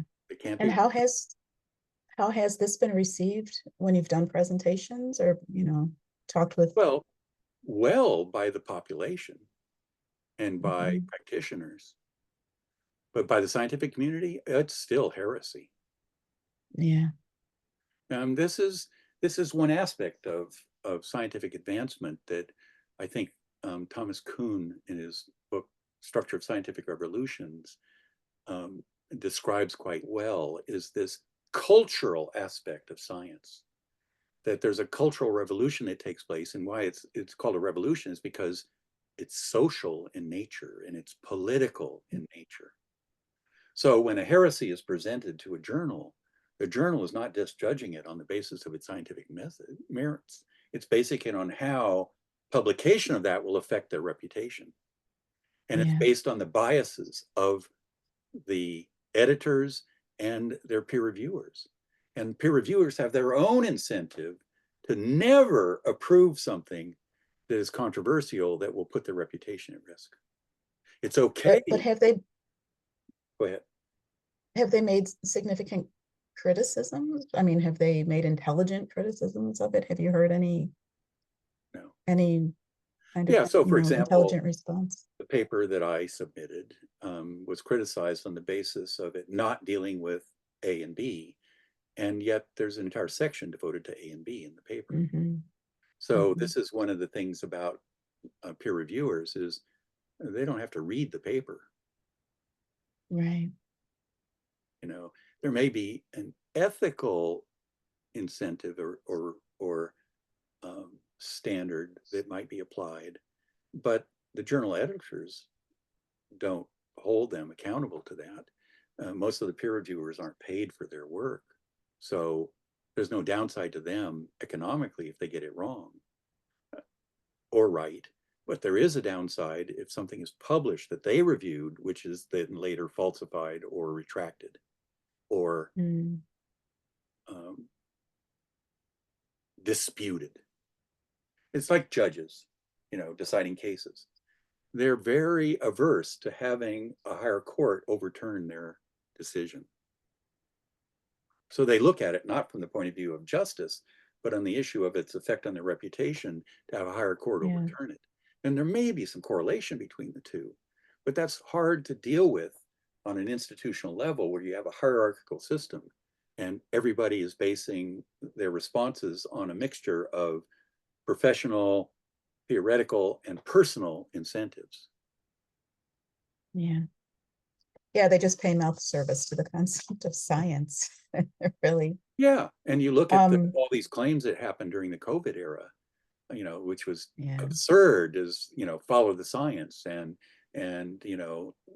I'm the arbiter of science, which was Yeah. Fauci's claim, when almost everything he said was wrong. I mean, at one point he said that masks don't work, and then a little bit later he said masks are definitely work, and so that's part of this. The coercion of science as an institution is like the coercion of religion, of spirituality in a religion. You have the dogma of a religion, which is, people may or may not agree with, but if a priest says something that's outside of the dogma, that's a threat to their career from their superiors because it's hierarchical. And so therefore, a priest isn't supposed to say something that may be entirely reasonable because it conflicts with dogma. Well, this is how science is supposed to work as well, only there's supposed to be a way in which this can be presented scientifically without offending anybody. In other words, it's data. And data it's not hot, it's not cold, it's not heavy, it's not light, it's data. It's just kind of neutral. You're collecting data. Now that data can be biased in a variety of ways. And so that's why there's peer review, and why there's replication, and why there's details in papers about methodology and statistical analysis and tables of data and stuff like that, where that process of taking raw data and converting it into meaningful data is described so that it can be evaluated under scientific criteria. So if a technology is used that's been questioned as unreliable, people can raise that in a comment about the paper. Like, for example, what I described in terms of mercury measurements. So it was assumed that mercury in your blood is a measure, it correlates with mercury body burden. It's not true at all, but that was assumed. And so decades of this data that's been misinterpreted is now built into the body of scientific evidence. And you can go back in, like I've done and like Subaru and Associates have done, and reanalyze it with this new understanding that high measurements can be burden and they can be excretion, which are completely opposite in terms of conclusions. So what looked like a reasonable conclusion one way, on one view, becomes an unreasonable conclusion under a different view. And so this is how science corrects itself, that is absent in religion. But it Right. turns out that science doesn't actually correct itself in any reasonable time frame. And this is Kuhn's method. His conclusion is that there's this 20 to 40, maybe 60-year lag between the scientific insight and its acceptance on a consensus basis, and that it's the death of the people who are adhered to the old view that inhibits that the acceptance of the new view. They have to die. Yeah. They're incapable of learning. They're incapable of applying the science method to their own beliefs. Yeah. And this is why we're seeing such high increases in chronic disease lately. Yeah. It's why we're not doing anything about it. I mean, the data is there. Well, You know, when I was born, 5% of kids had chronic disease. Now it's 55%. That's hard data. It's just an observing of data in terms of looking at specific diagnoses and looking at allergic complaints, infections, you know, whatever. That's not really the question. The question is, why isn't this becoming part of, let's say, government policy or part of school lunch programs or part yeah. of infant vaccination schedules? I mean, you can look at all of these different things to say this is established by scientific standards, or this is the analysis of data towards policy that meets scientific standards. But that has a question about what is that scientific meaning, and misinterpretation is a rampant problem in science, and it's solved by criticism. It's solved by differing points of view that get together and Right. tease out all of the alignments and discrepancies in the data. Yeah. And And there was so, a time when yeah, there was a time when scientists were adhering to this, right? no, To this, never, you don't think ever? I don't know of an example. Hmm. Scientists used to believe, doctors used to believe that when you did an autopsy of a dead body or you did a dissection of a dead body, that you didn't have to wash your hands afterwards before delivering a baby. Oh, right. Yeah. That was a dominant view, and that the continents were always in their present position. There's no such thing as catastrophic thing, and that, you know, many religions still believe that the Catholics were right in timing the Bible to say that the earth is only 6,000 years old. Right. You know, these kinds of things become belief systems, and belief systems are human and not scientific. Yeah. So humans believe science, but science does not require belief. So how do you mitigate that? Well, setting up science and talking about it on a principle level is fine and good, and we understand that until COVID comes along, and now massive amounts of politics and belief systems and unsupported hypotheses enter the political domain and get implemented without any scientific justification whatsoever. I mean, I remember the lab origin theory was quackery, was conspiracy theory just 3 years ago and 4 years ago. Now, 99.9% of hardcore science opinion is that COVID is a lab creation. You know, it just took forever for that to come out. And I saw it way back in 2020 when the question was raised, is this a lab creation? And immediately, bam, bam, bam, bam, bam, there were articles and publications and even in prestigious peer-reviewed journals saying, oh, can't be a lab creation. And that in and of itself told me that it was a lab creation because they didn't have time to assess the science. They didn't have time to assess the data.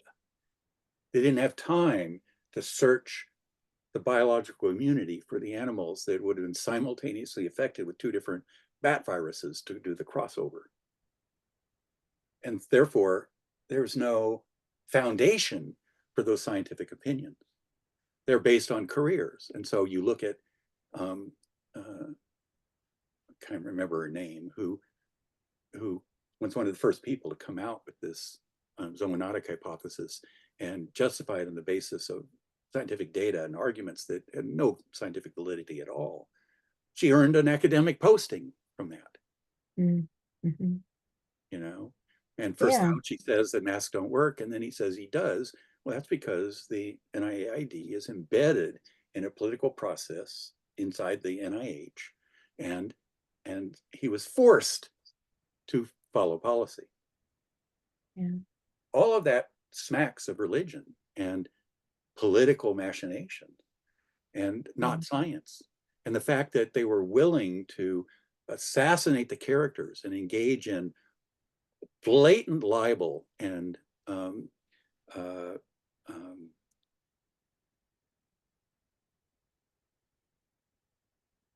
character assassination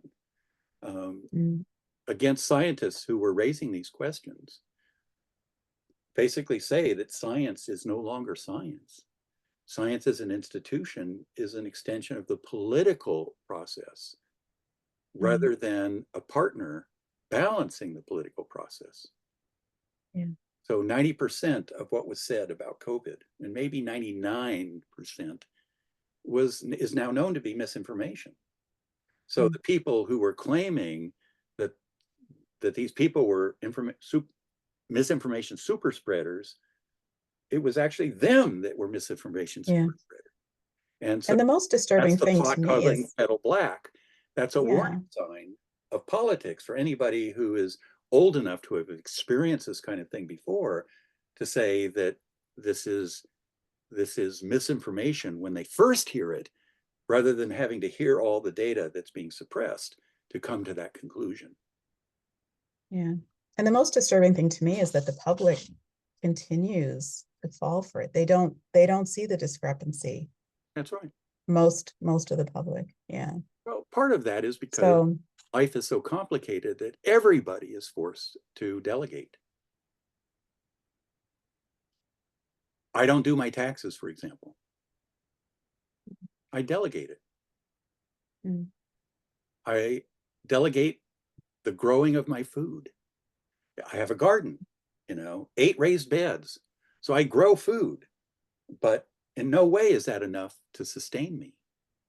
And the variety is limited to what fits in my spaces and what fits in my climate. And yet many of the foods are outside of that, can't be grown in this climate.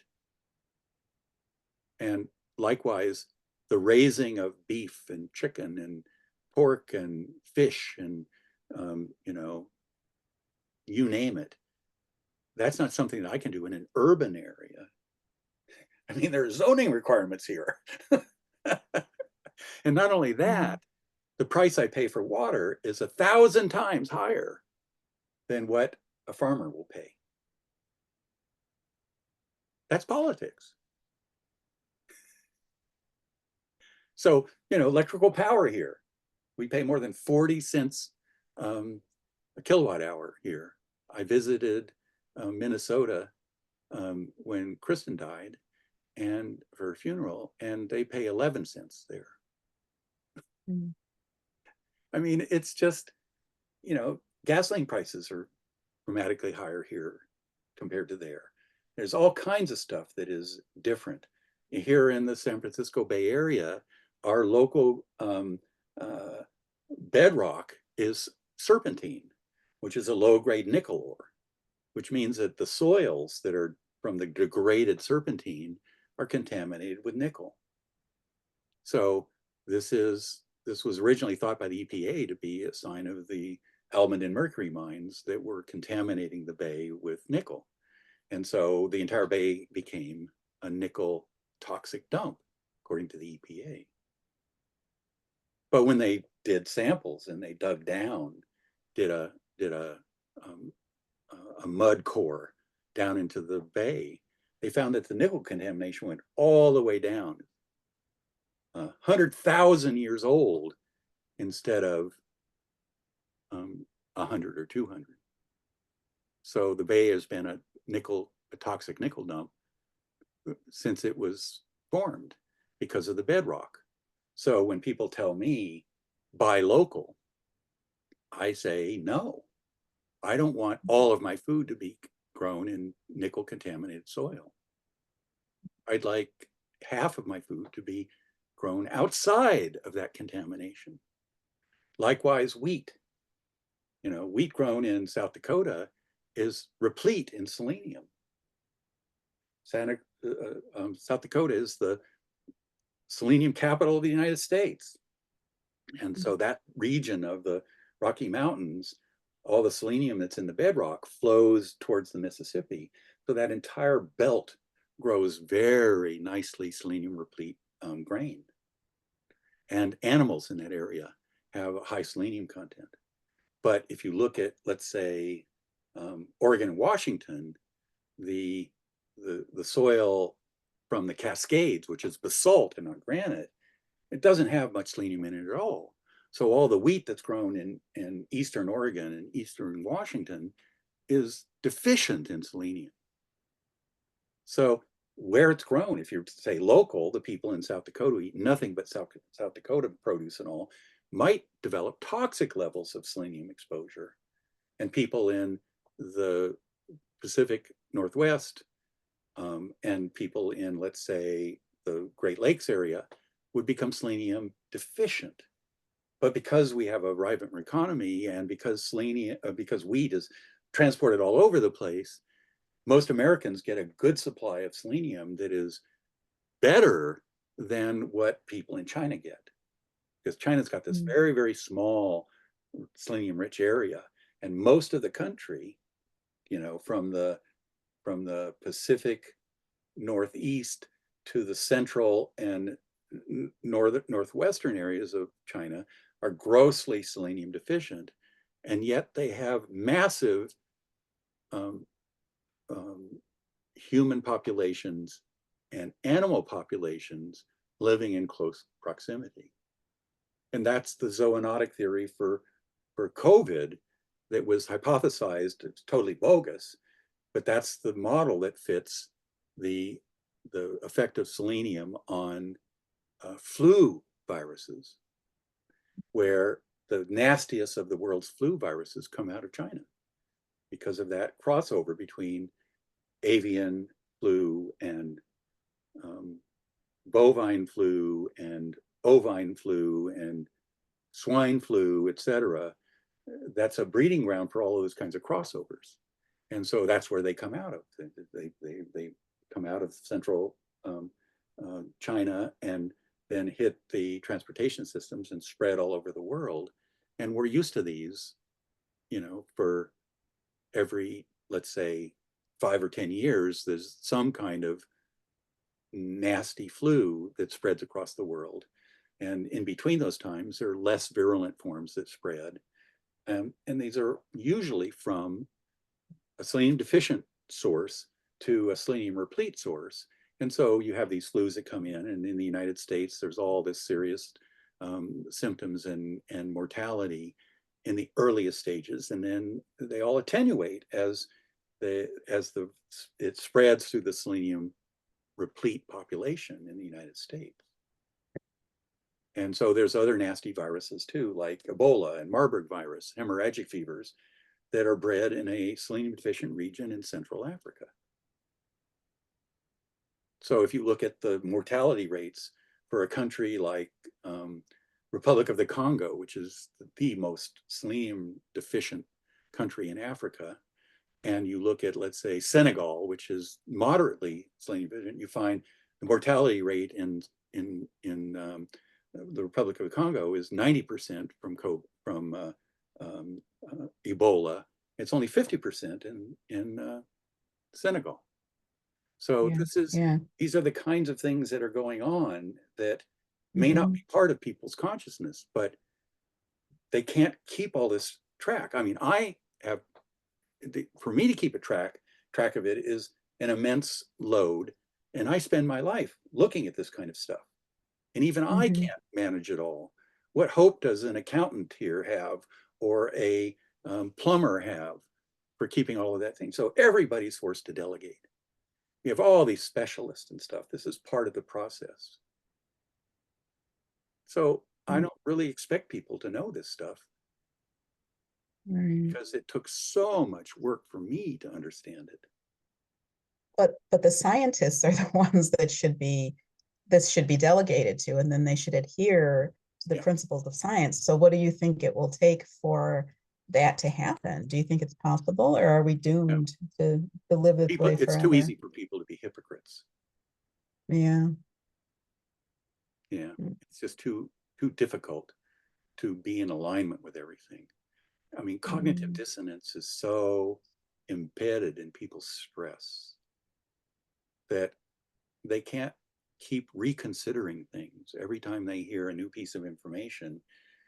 They have to cope with their own survival. They have to cope with the survival of their friends and family members. But, you know, this talk about Alzheimer's disease, well, we've got elders. Most family members have elders that are dealing with this. I mean, you're talking about more than a couple 100,000 cases of acute Alzheimer's disease, and potentially 2 million people with some form of Alzheimer's disease. This affects most of the families on the planet. Yeah. So it turns out that, so reversing it is off-the-shelf technology. This is a problem of belief and attachment to the idea that Alzheimer's disease either is caused by beta amyloid, if you look at the scientific and political perspective, or is uncurable if you look at the population's orientation towards it. So, you know, I'm thinking this is a perfect time for this talk, because if Kennedy's nomination for director of the NIH is approved by the Senate, he will be in control of all of these organizations that have not only lied through their teeth about all of these public health messages relating to heart disease with cholesterol and saturated fat and you know, childhood vaccines and stuff, you know, not only about that, but about the freedom given these people to lie through their teeth to the American public. Yeah. And who are you giving the talk to? What organization? Well, it's the Foresight Institute, which holds, which not only does these thought-provoking workshops on global existence issues, like how to mitigate pollution and how to deal with artificial intelligence and nanotechnology and all this stuff. So it's a very comprehensive public advocacy organization. So I've been involved in a half a dozen of their workshops dealing with nanotechnology and atomic precision manufacturing and things like that, mitigating pollution. One of my proposals was actually given an award for being the most innovative in one of those sessions. But they hold this annual vision weekend. So you can support the organization for $50. You can support it for $250. You can support it for $5,000 and all. But you know, they use this money to support not only scientific studies and stuff, but community outreach for their membership. And every year they have this vision weekend, which I've been to several, and they're a lot of fun. They tend to be exhausting because these people that present are very intelligent, they're very bright, and cover a massive number of subjects that normally wouldn't talk to each other at all. They're specialty presentations about different things. And so it's a great place to get your finger on the pulse of what's going to happen next year and next decade. So I'm going to make the presentation to that group. I participated with them for a long time. I find them to be one of the few scientific advocacy organizations that's managed to keep themselves sane in the under the influence of the political system. Great. So I make contributions to them. I participate in their events, and so this is just one. But it's in San Francisco, which is just a fairly narrow geographic region for access. They do record and archive some of their main presentations, but I doubt they're going to review and record mine. So they I have was this going to ask about that. layer of organizations. At the bottom, they have they call breakout sessions and focus groups and stuff, where it's not a presentation to the entire group. It's not like done in a big auditorium. I mean, that's where they start, and they have opening remarks, and then they go into main presentations and all, but then they go into minor presentations, and then they have these breakout groups at the bottom where it's entirely up to you which ones you go to. And they may have 6 of them going on at the same time, and then 2 hours later, another 6 of them going on for the same time. So you have to pick and choose, for these simultaneous presentations, which one of them you want to go to. So that's where I'm going to be in the kind of That sounds great. grassroots level of it. Nice. So what you just saw is Right. the PowerPoint side of this, of presenting all this information in 2 different levels, one of which is trying to be minimal, that I can do in 30 minutes or something like that. And then there's the clinical and treatment side, which is, in and of itself, let's say an hour or an hour and a half, and to discuss in detail, maybe of an entire day of focused presentation. Great.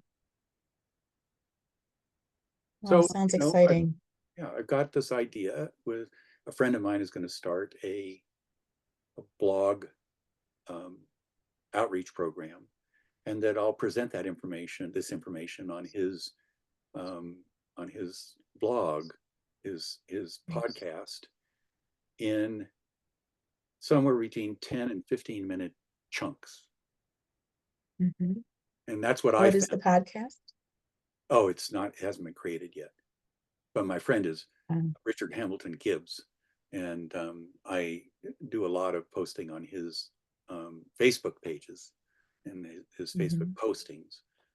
But the idea that I've learned is that there's a limit to how much information people can absorb, and I violate that limit all the time.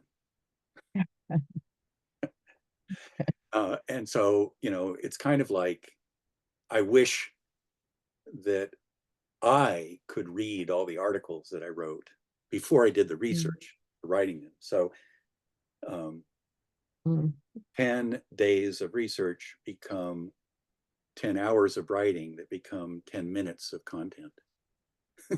So if I was reading it and didn't have to do the 10 hours of research, or 10 days of research, I would be able to spend that time on something else. And so that's the investment that goes into all this kind of stuff, is that, in order to monitor the emerging scientific literature for something as narrow as Alzheimer's disease, is a stack of papers this big every day. There's no way that anybody who has a career, even somebody like me who's devoted to monitoring that subject for emotional reasons, like my grandfather passing from Alzheimer's disease or with Alzheimer's disease, even somebody like me who's taken it on as an avocation to figure this out, I can't keep up with it. It's beyond both my time constraints and my capacity for understanding. In other words, I can figure out these big scale images, but in terms of mapping out all these pathways, molecule to molecule to molecule, and regulating redox systems and oxidative stress and stuff, it's too complicated for me to understand it. It will require, it's so complicated, it will require an AI to be able to I manage. was going to ask, yeah, if you could utilize AI for that. We're only a year away from that being reality. Yeah. So that's another reason why I don't want to study it, because all that time that I invest in doing it would only pay off if I was the one feeding information to the AI. Mhm.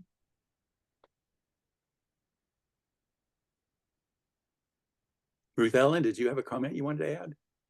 I want to know when and how we can watch the recording.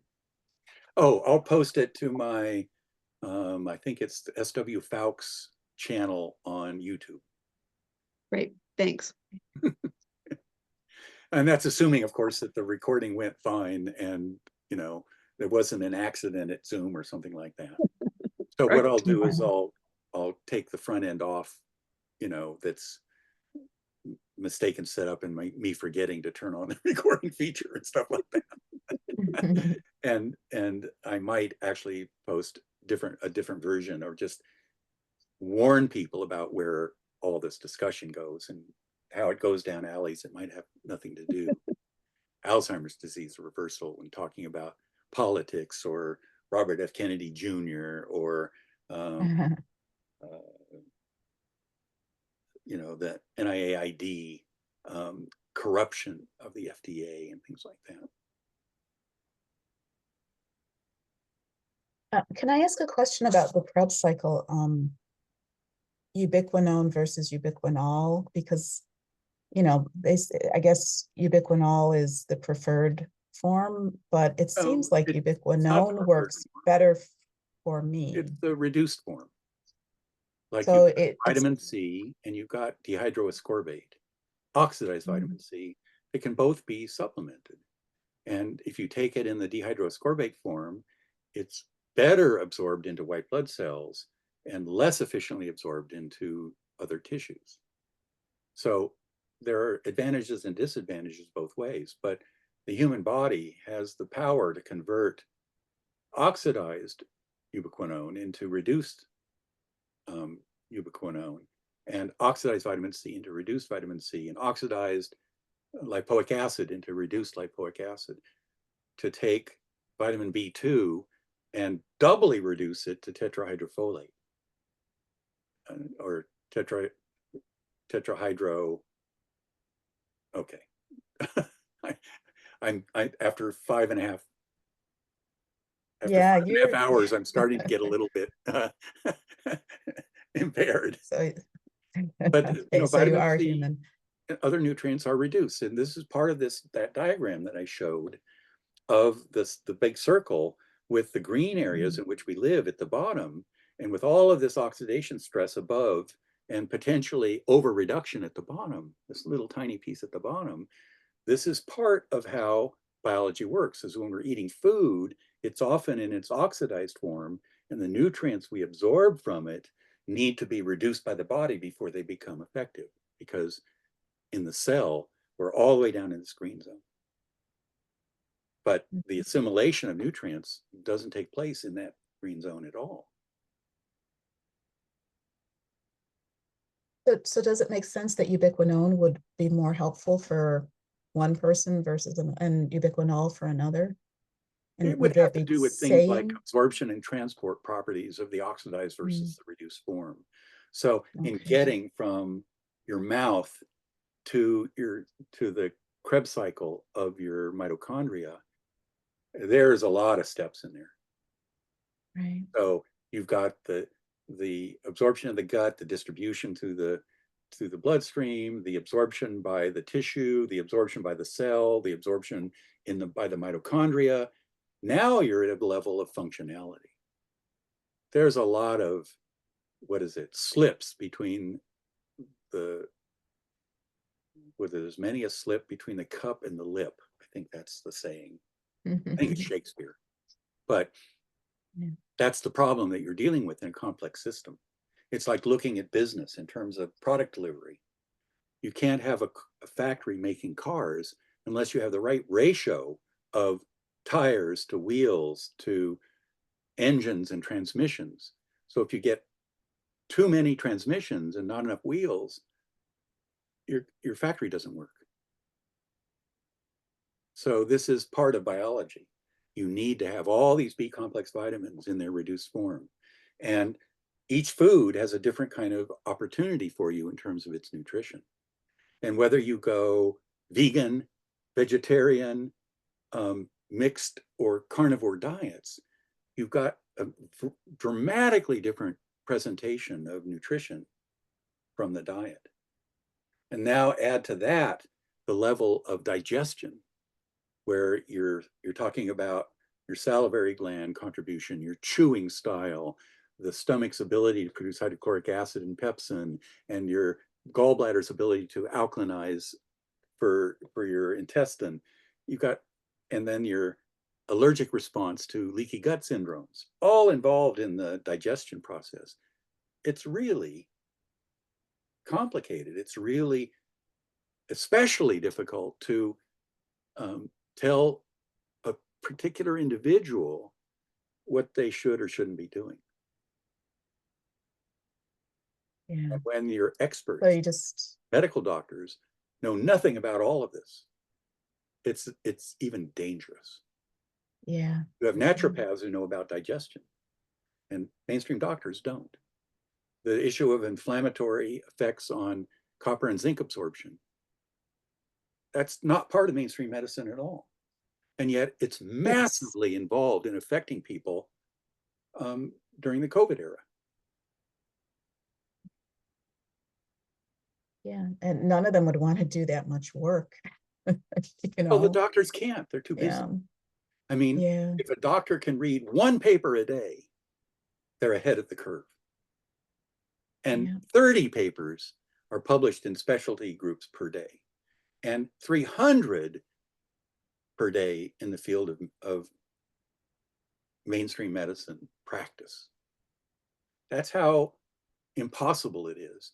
And that's why AIs will totally change everything. Mm. Right now, AIs are better than doctors at diagnosis. Wow. Well, I know doctors get most of their education from the pharmaceutical industry. Well, So that's I'm true. guessing that industry will start to feed AI to support their. They're already doing that in terms of drug design. Yeah. Stuff.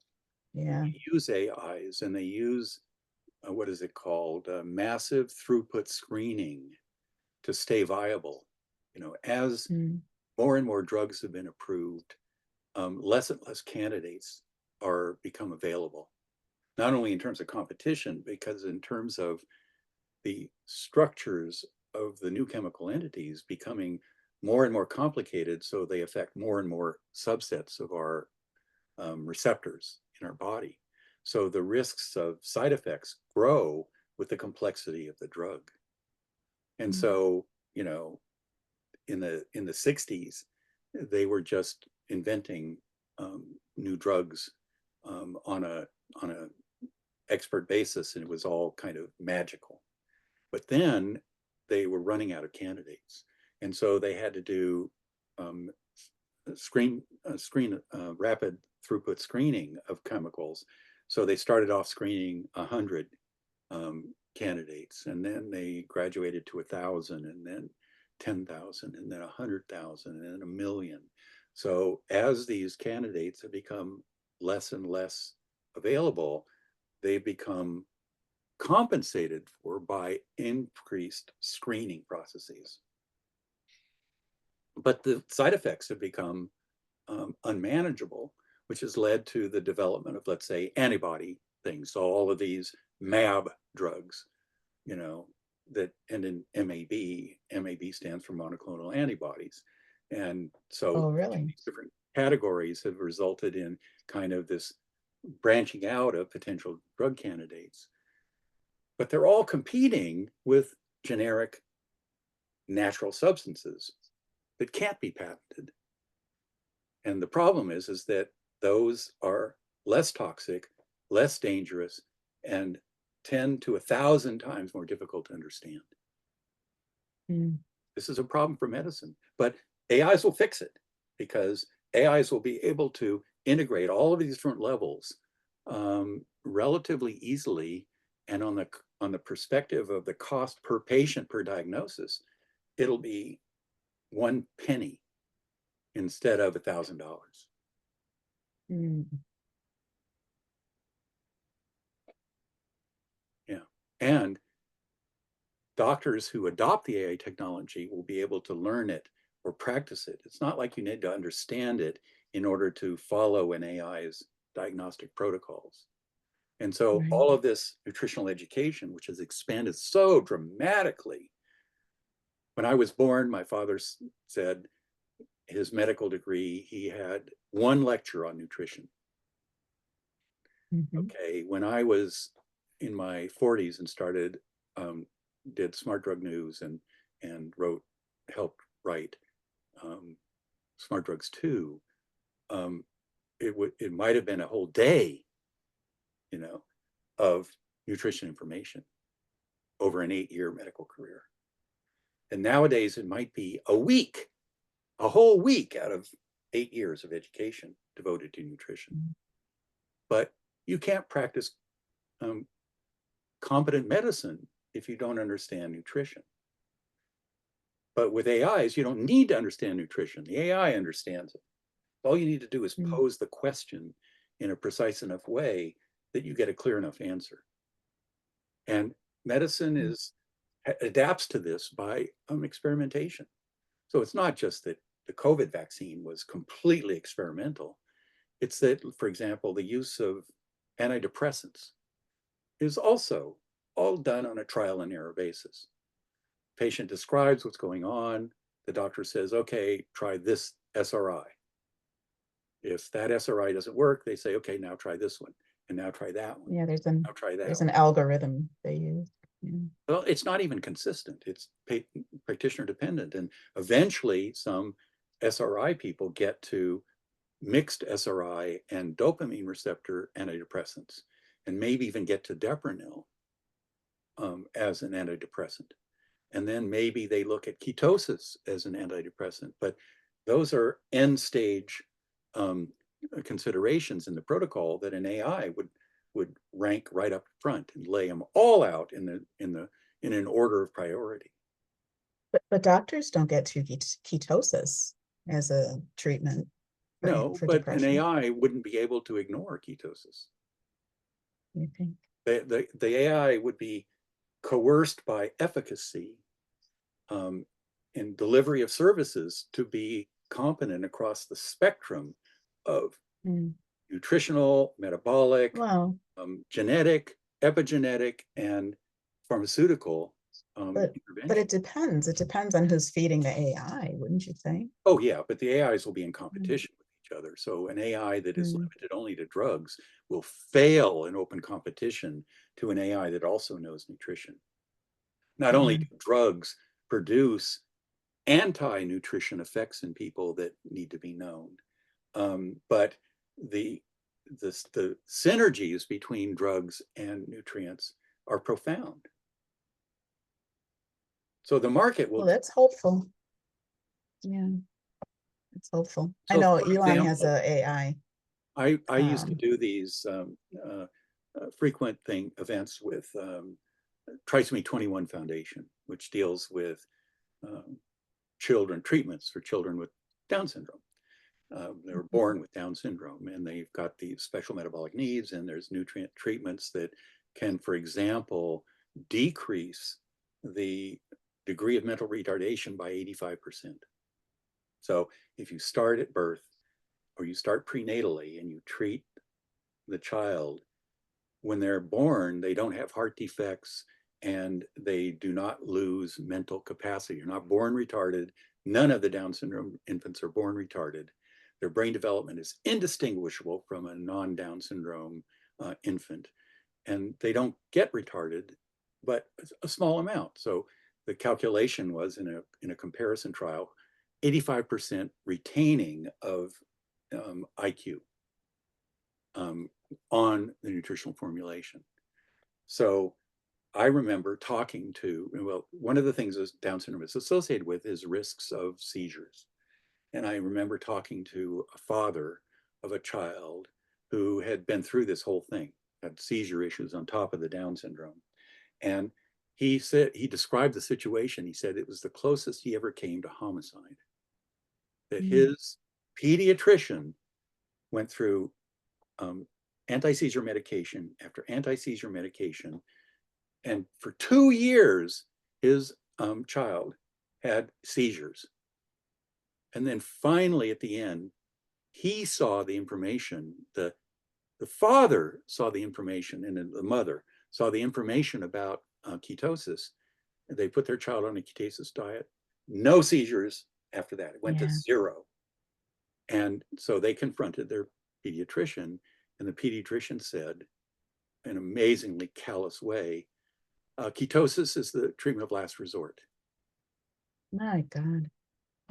I mean, it's known for anti-seizure and it dates back 100 years. And it's like, but it's absent from his experience. It's absent from his practice. And this father said that if he had had a gun at his disposal, he would have shot the pediatrician. Yeah. So that goes to the fundamental issue of the gap between science and the practice of medicine that is based on the death of true believers, as in Thomas Kuhn's, scientific revolution protocol, but also on the education of how medicine is practiced according to a standard of care, where it's and the influence of the pharmaceutical industry. Pharmaceutical. That standard of care is defined by pharmaceuticals. Yeah. Well, a similar thing happens with you will never get it treated medically. But you will be put on a lifetime of pharmaceuticals.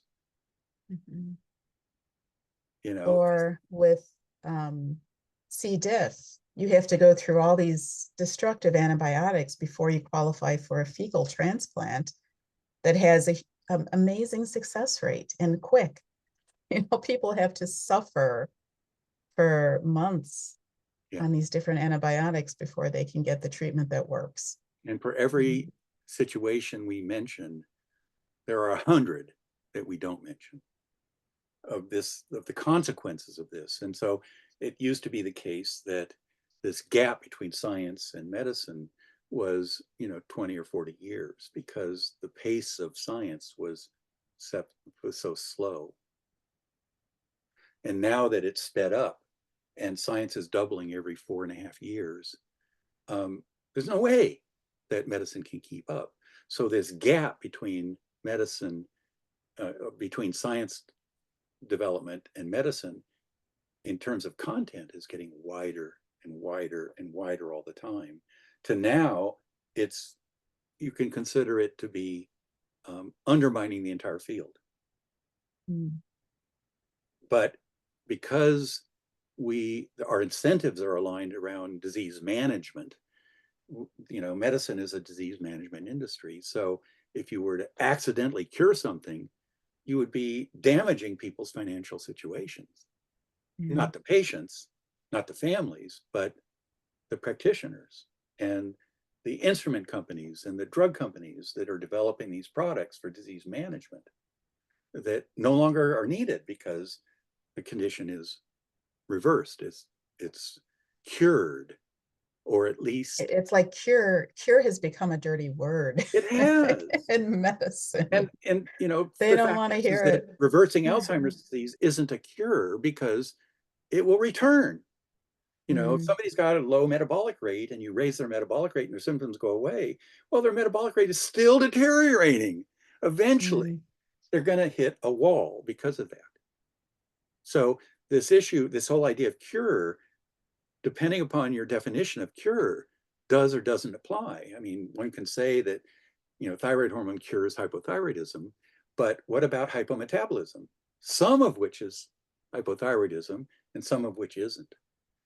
So that issue expands it to a situation where even thyroid hormone can partially benefit somebody. If somebody's got hypometabolism, and they're partially responsive to thyroid hormone, they'll reach a plateau where it stops working and they just have to back off a little bit. And then they have to go down other alleys, like, glyphosate in their food and lead poisoning and low recycling of glutathione that increases mercury toxicity, or dirty electricity, environmental pollution in their household. I mean, you can go in 1,000 different directions about this kind of stuff. The whole idea of cell phone technology is based on this idea of heating effects from cell phone radiation. But the receptor substrate interactions of the body are 1,000 times more sensitive than heat. And yet that's not part of the legislation. Same thing with vaccines. All the vaccines are immune to the legal feedback reinforcements of lawsuits. So, and because a vaccine is approved for children, it can then be approved for everybody with minimal regulation. So this means that all of this financial incentive to get something approved is focused on giving these vaccines to infants and children, who are the last people who should ever be targeted. I think it's up to 75 shots now for kids before school age, is it? Or Anything amazing. beyond 2 or 4 in the first 2 years of life is too much. And I mean, after 2 years of age, when the immune system has matured enough to benefit from vaccines, live vaccines are more efficacious than dead vaccines, and yet 99% of the vaccines are dead vaccines. So there's all kinds of disincentives in the system for encouraging chronic disease for which disease management becomes necessary. And there's no incentive other than political for curing anything. Yeah. And you had mentioned in your presentation about vaccinations, COVID vaccination status. Do you know how long? You said you said how long it's been since the person's last vaccine. Well, when would they be in the clear? Do you have any sense? They have an idea of long-term effects. So there's a presumption that if you can find mRNA-derived spike proteins, that it's still having a clinical influence on your inflammation. And that's at 6 months now. So they found they're able to distinguish between spike proteins from natural beta coronaviruses and GMO COVID virus and strains of that virus and the mRNA. So they're able to separate those spike proteins into categories and assay each one of them quantitatively to determine if your spike protein is mostly from which source. That research says that the mRNA vaccination and the mRNA booster have effects at 6 months in some unknown percentage of the vaccinated. Okay. And they never identified a rate of decline, right? That would allow you to predict how far out that will go? Well, they have in a gross sense, but it's not been validated on a rate basis. So they've found that the antibodies to spike protein are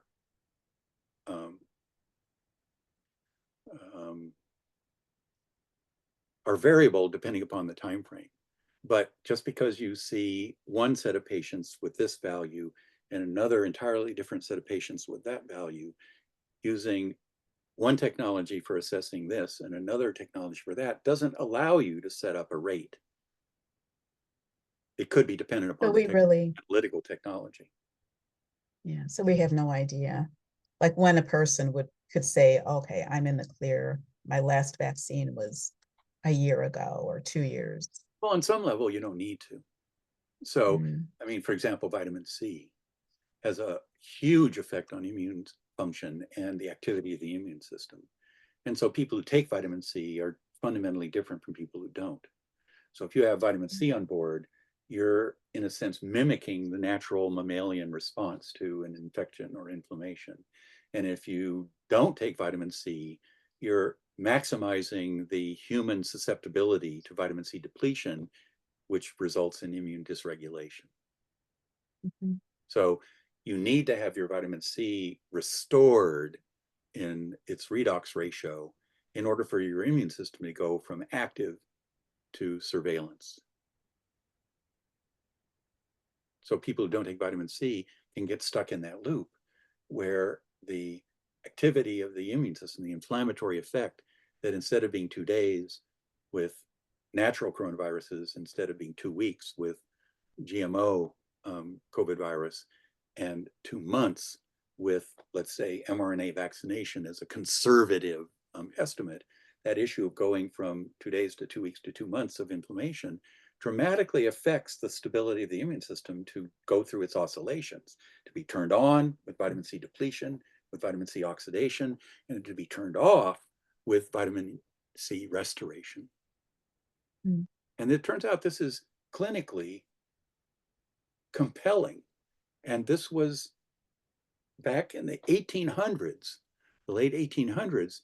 It was demonstrated in the reports from the stranded Arctic explorers who had departed from England with the job of getting to the North Pole and had taken along, you know, a load of prepared foods and shipped it and then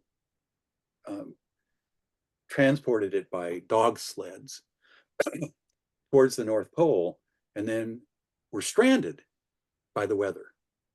The winter hit and shut them down, so they couldn't go anywhere. So here they are stranded in the extreme north, and they were limited food supply, and they were doing this, and they were starting to run out of food, and they all had scurvy by that point. So their teeth were loosening, they were bruisable, all these kinds of down regulation issues because of a lack of vitamin C. So they had no vitamin C in their diet, and they were on the edge of starvation when the locals gave them blubber to eat. Mm. Now, blubber is not known for its vitamin C content. Mm. Vitamin C is water soluble, blubber is fat. Yeah. Slabs of fat. But when these people with scurvy, started eating the blubber, all of their scurvy symptoms went away. Really? Yeah. So normally you think that in order for scurvy to go away, you have to eat lemons and limes and oranges and grapefruit and stuff, nutritional sources of vitamin C. Yet they're eating blubber, which doesn't have vitamin C or doesn't have much vitamin C, and bam, quick reversal of their scurvy symptoms. So how do people figure this? Okay, it's one thing that the Navy figured out that limes did it, but there were no limes there. So how did their scurvy reverse eating nothing but fat? Well, the answer is ketosis. You go into ketosis, your energy levels resume to normal, you're able to recycle your vitamin C efficiently, and now you have enough vitamin C. You've Wow. converted your inactive vitamin C back into active vitamin C, and now your disease goes away. Well, I had no idea. I never heard that. I know, but this is part of why the social system, the hierarchical system of medicine, would not allow that to be taught in medical school. Oh my goodness. So now we look at this in terms of, let's say, Alzheimer's disease, and identify vitamin C recycling systems and glutathione recycling systems and glutaredoxin recycling systems and thioredoxin recycling systems. We see this pattern of antioxidant defense, and we recognize, okay, this is a generalizable system. What does this mean to pathologies? And it turns out it's the cause of Alzheimer's disease and the path to reversal of Alzheimer's disease. So, it's not like this is rocket science. I mean, the data that has been collected that I've reviewed dates back 30 and 40 years ago. The issue of mercury's affinity for sulfur and selenium, that was done 60 years ago, 70 years ago for sulfur, 60 years ago for selenium. It's not like this is rocket science. This is data that's accessible to anybody who wants to look for it. It's even digitally available. It's not like this is some of the research from the 20s, 30s, and 40s. It's still buried in paper files.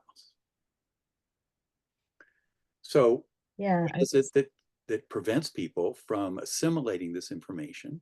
Well, lack of time, we've talked about that. The effort involved is there. But there's a professional resistance to new information. So Siebelrud, 20 years ago, Siebelrud laid it all out. It had no effect on anybody. who laid it all out? Siebelrud and associates. This was a paper that I reviewed where it looked at, it mapped out a whole series of observations about Alzheimer's disease and a whole series of observations about mercury toxicity, and it looked at the correlation between them all the way down the line. And it found a correlation, and the standard was at the time, one scientific paper supporting mercury's effect on that system, and one scientific paper reporting that as being associated with Alzheimer's disease. That was their minimum criteria. And they found all 70 matched. Now, I make the case that one paper is not really sufficient. But the pattern of 70 of 70 should have prompted somebody to say, this needs more research. This is a better avenue of research than the billions we're spending on amyloid. Somebody should have been in that position. And the fact that they weren't, I think, is a reason why Trump got reelected. That the people in charge of this, the people with good intentions, the people who are going down blind alleys, who are profiting from the funding down the blind alley, these people, because they're good intentioned, don't think that they have any responsibilities regarding the governing of the investigative process. Because they're being funded, their families are well fed, they're able to pay their insurance, able to buy a house. This means that they're doing a good job, and because they have good intentions, collateral damage is excused. But the root cause is the greed, right? Of the people that can make money off of following a different pathway. From You know, it's like this is the curse of humanity, right? Yeah, but That- the people that who are we- funding, the people who are funding those studies and the people who are executing those studies don't necessarily know about how the disease management industry is operating. And so all of this research into beta amyloid, it's only developed 2 FDA-approved drugs, neither of which are safe or effective. So you can't say that the pharmaceutical industry is profiting from this like they would from, let's say, statins. Statins are, the money is flowing from But statins. that's their goal. They haven't been able to do it because they're not really following the science. Right. So they're trying But that's what to they're aiming beat a for. dead horse. Yes. Yeah. Yes. So totally. Yeah. And that's one of the consequences of bureaucracy, is that once you start down a blind alley, you keep pushing it and pushing it and pushing it, just like a gambling addict would be pushing bets and losing money, going into debt, developing a bad credit rating, then losing their house, and then losing their wife, losing their kids, and still not able to control their betting. Right. It's that same Yeah. kind Yeah. of, It's like, it really is like an addiction. it's like an addiction. I remember watching a show on NPR one time about the ultra rich, and they had, you know, these jet planes and yachts, and they showed these wealthy people like getting on their new plane, and they were looking around. They were like addicts using opioids. You know, it was a high for them. Yeah. And I thought, yeah, that's the whole problem. And you can say And I that also listened to applies you to talk. science. Because if you're an Pardon? amyloid Yeah. researcher and you find out that there's a relationship between this segment of beta amyloid and that segment of beta amyloid, and you find a statistical significant correlation with a precipitate involving zinc ions, that's a finding that is innovative and will build your reputation. Right. But does it have any relevance to people with Alzheimer's disease and the clinical treatment of Alzheimer's disease? Even if the answer is no, there's an incentive for that finding because it gives that researcher academic standing, Yeah. especially in the realm of the academic consideration of that arm of research. Now, if amyloid is totally discredited and abandoned in terms of its funding, that could become negative. It could adversely affect somebody's career. Well, it'll be interesting to see what happens with Kennedy. Yeah. Hopefully he'll be able to make some changes. Well, I Yes, can you're say right. that of all the appointments that Trump has made, that's the ones that the Democrats will flail against. Yeah, for Kennedy is the sure. most dangerous person in the Trump administration. And I find it especially ironic that he's the torchbearer for the Democratic Party. Mhm. But he's Not for the great. party, but for He's, the Democratic membership. yeah. But they He's have the, tried to shut him down over oh, and over, and they've he slammed the finds a door to way. him He again finds a way and out. And again, using yeah, completely undemocratic means. whatever it takes, whatever it Whatever it takes. takes. They've got to keep him out of the directorship of the NIH. If he gets in, Mhm. their entire platform will dissolve out from under them. Yeah. Yeah. Well, I'm inspired to hear you talk, Steve. And I think what the world would be like if more people were Yeah, but if I were dedicated elected to to be the truth. czar of the director of the NIH, the first thing I would do would be to abdicate. Yeah, who wants that job? Who wants that job, and who wants that kind of backstabbing and lack of support and sabotage and lies and deceptions and self-justifications and excuses? I mean, I think the worst excuse in the world is, well, at least our intentions were good. I think collateral damage should be the accepted responsibility of the person who created it, even if it was unintended. That their harm to other people shouldn't be excused.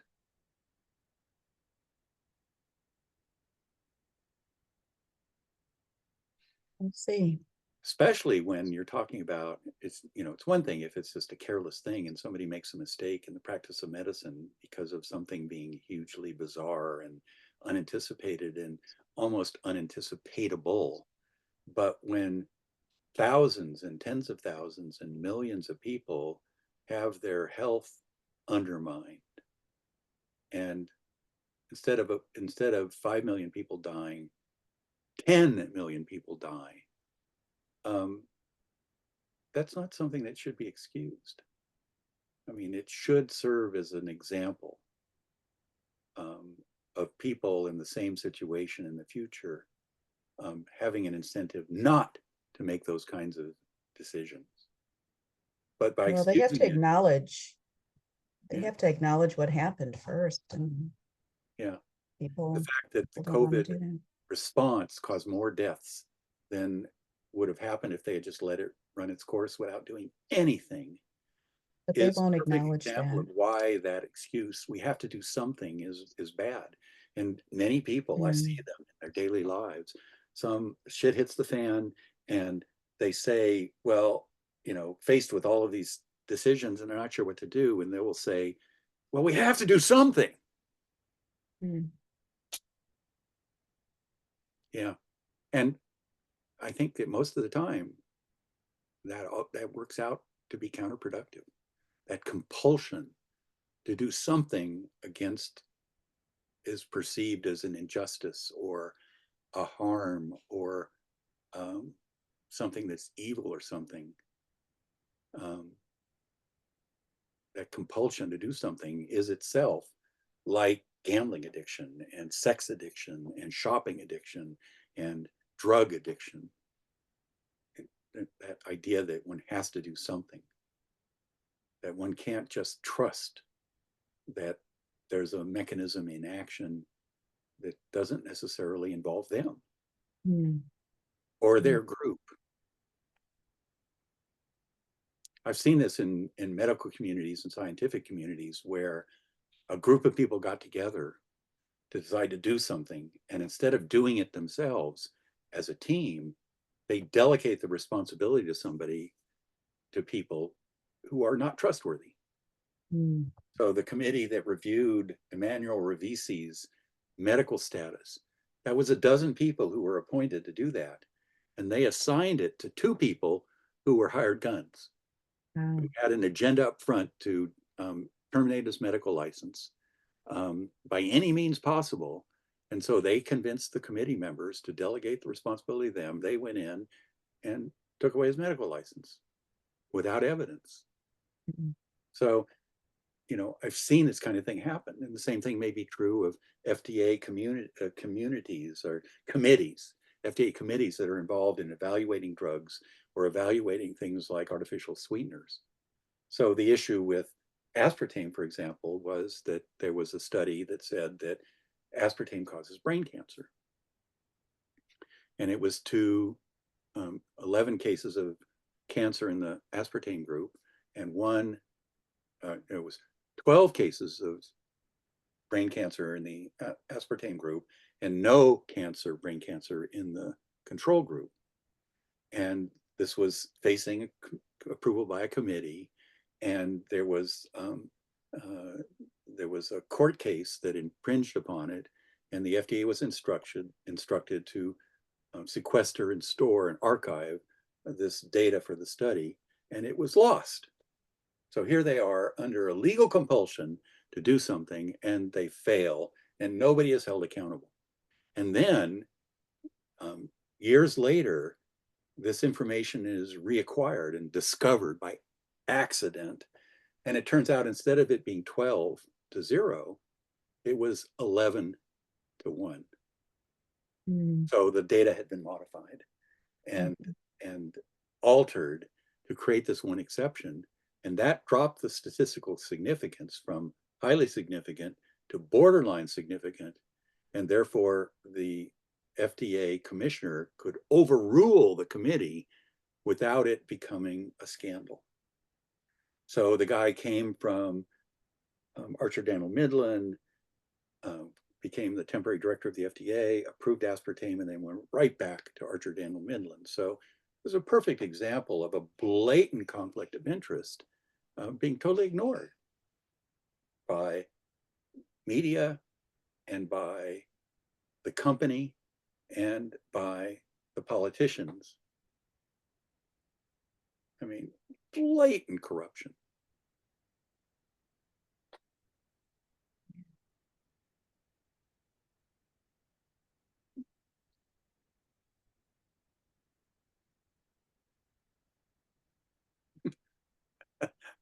Well, thank you everybody for sticking this out. If Thank you, you're Steve. actually still listening, I'm impressed. This has been 6 hours and 15 minutes for me.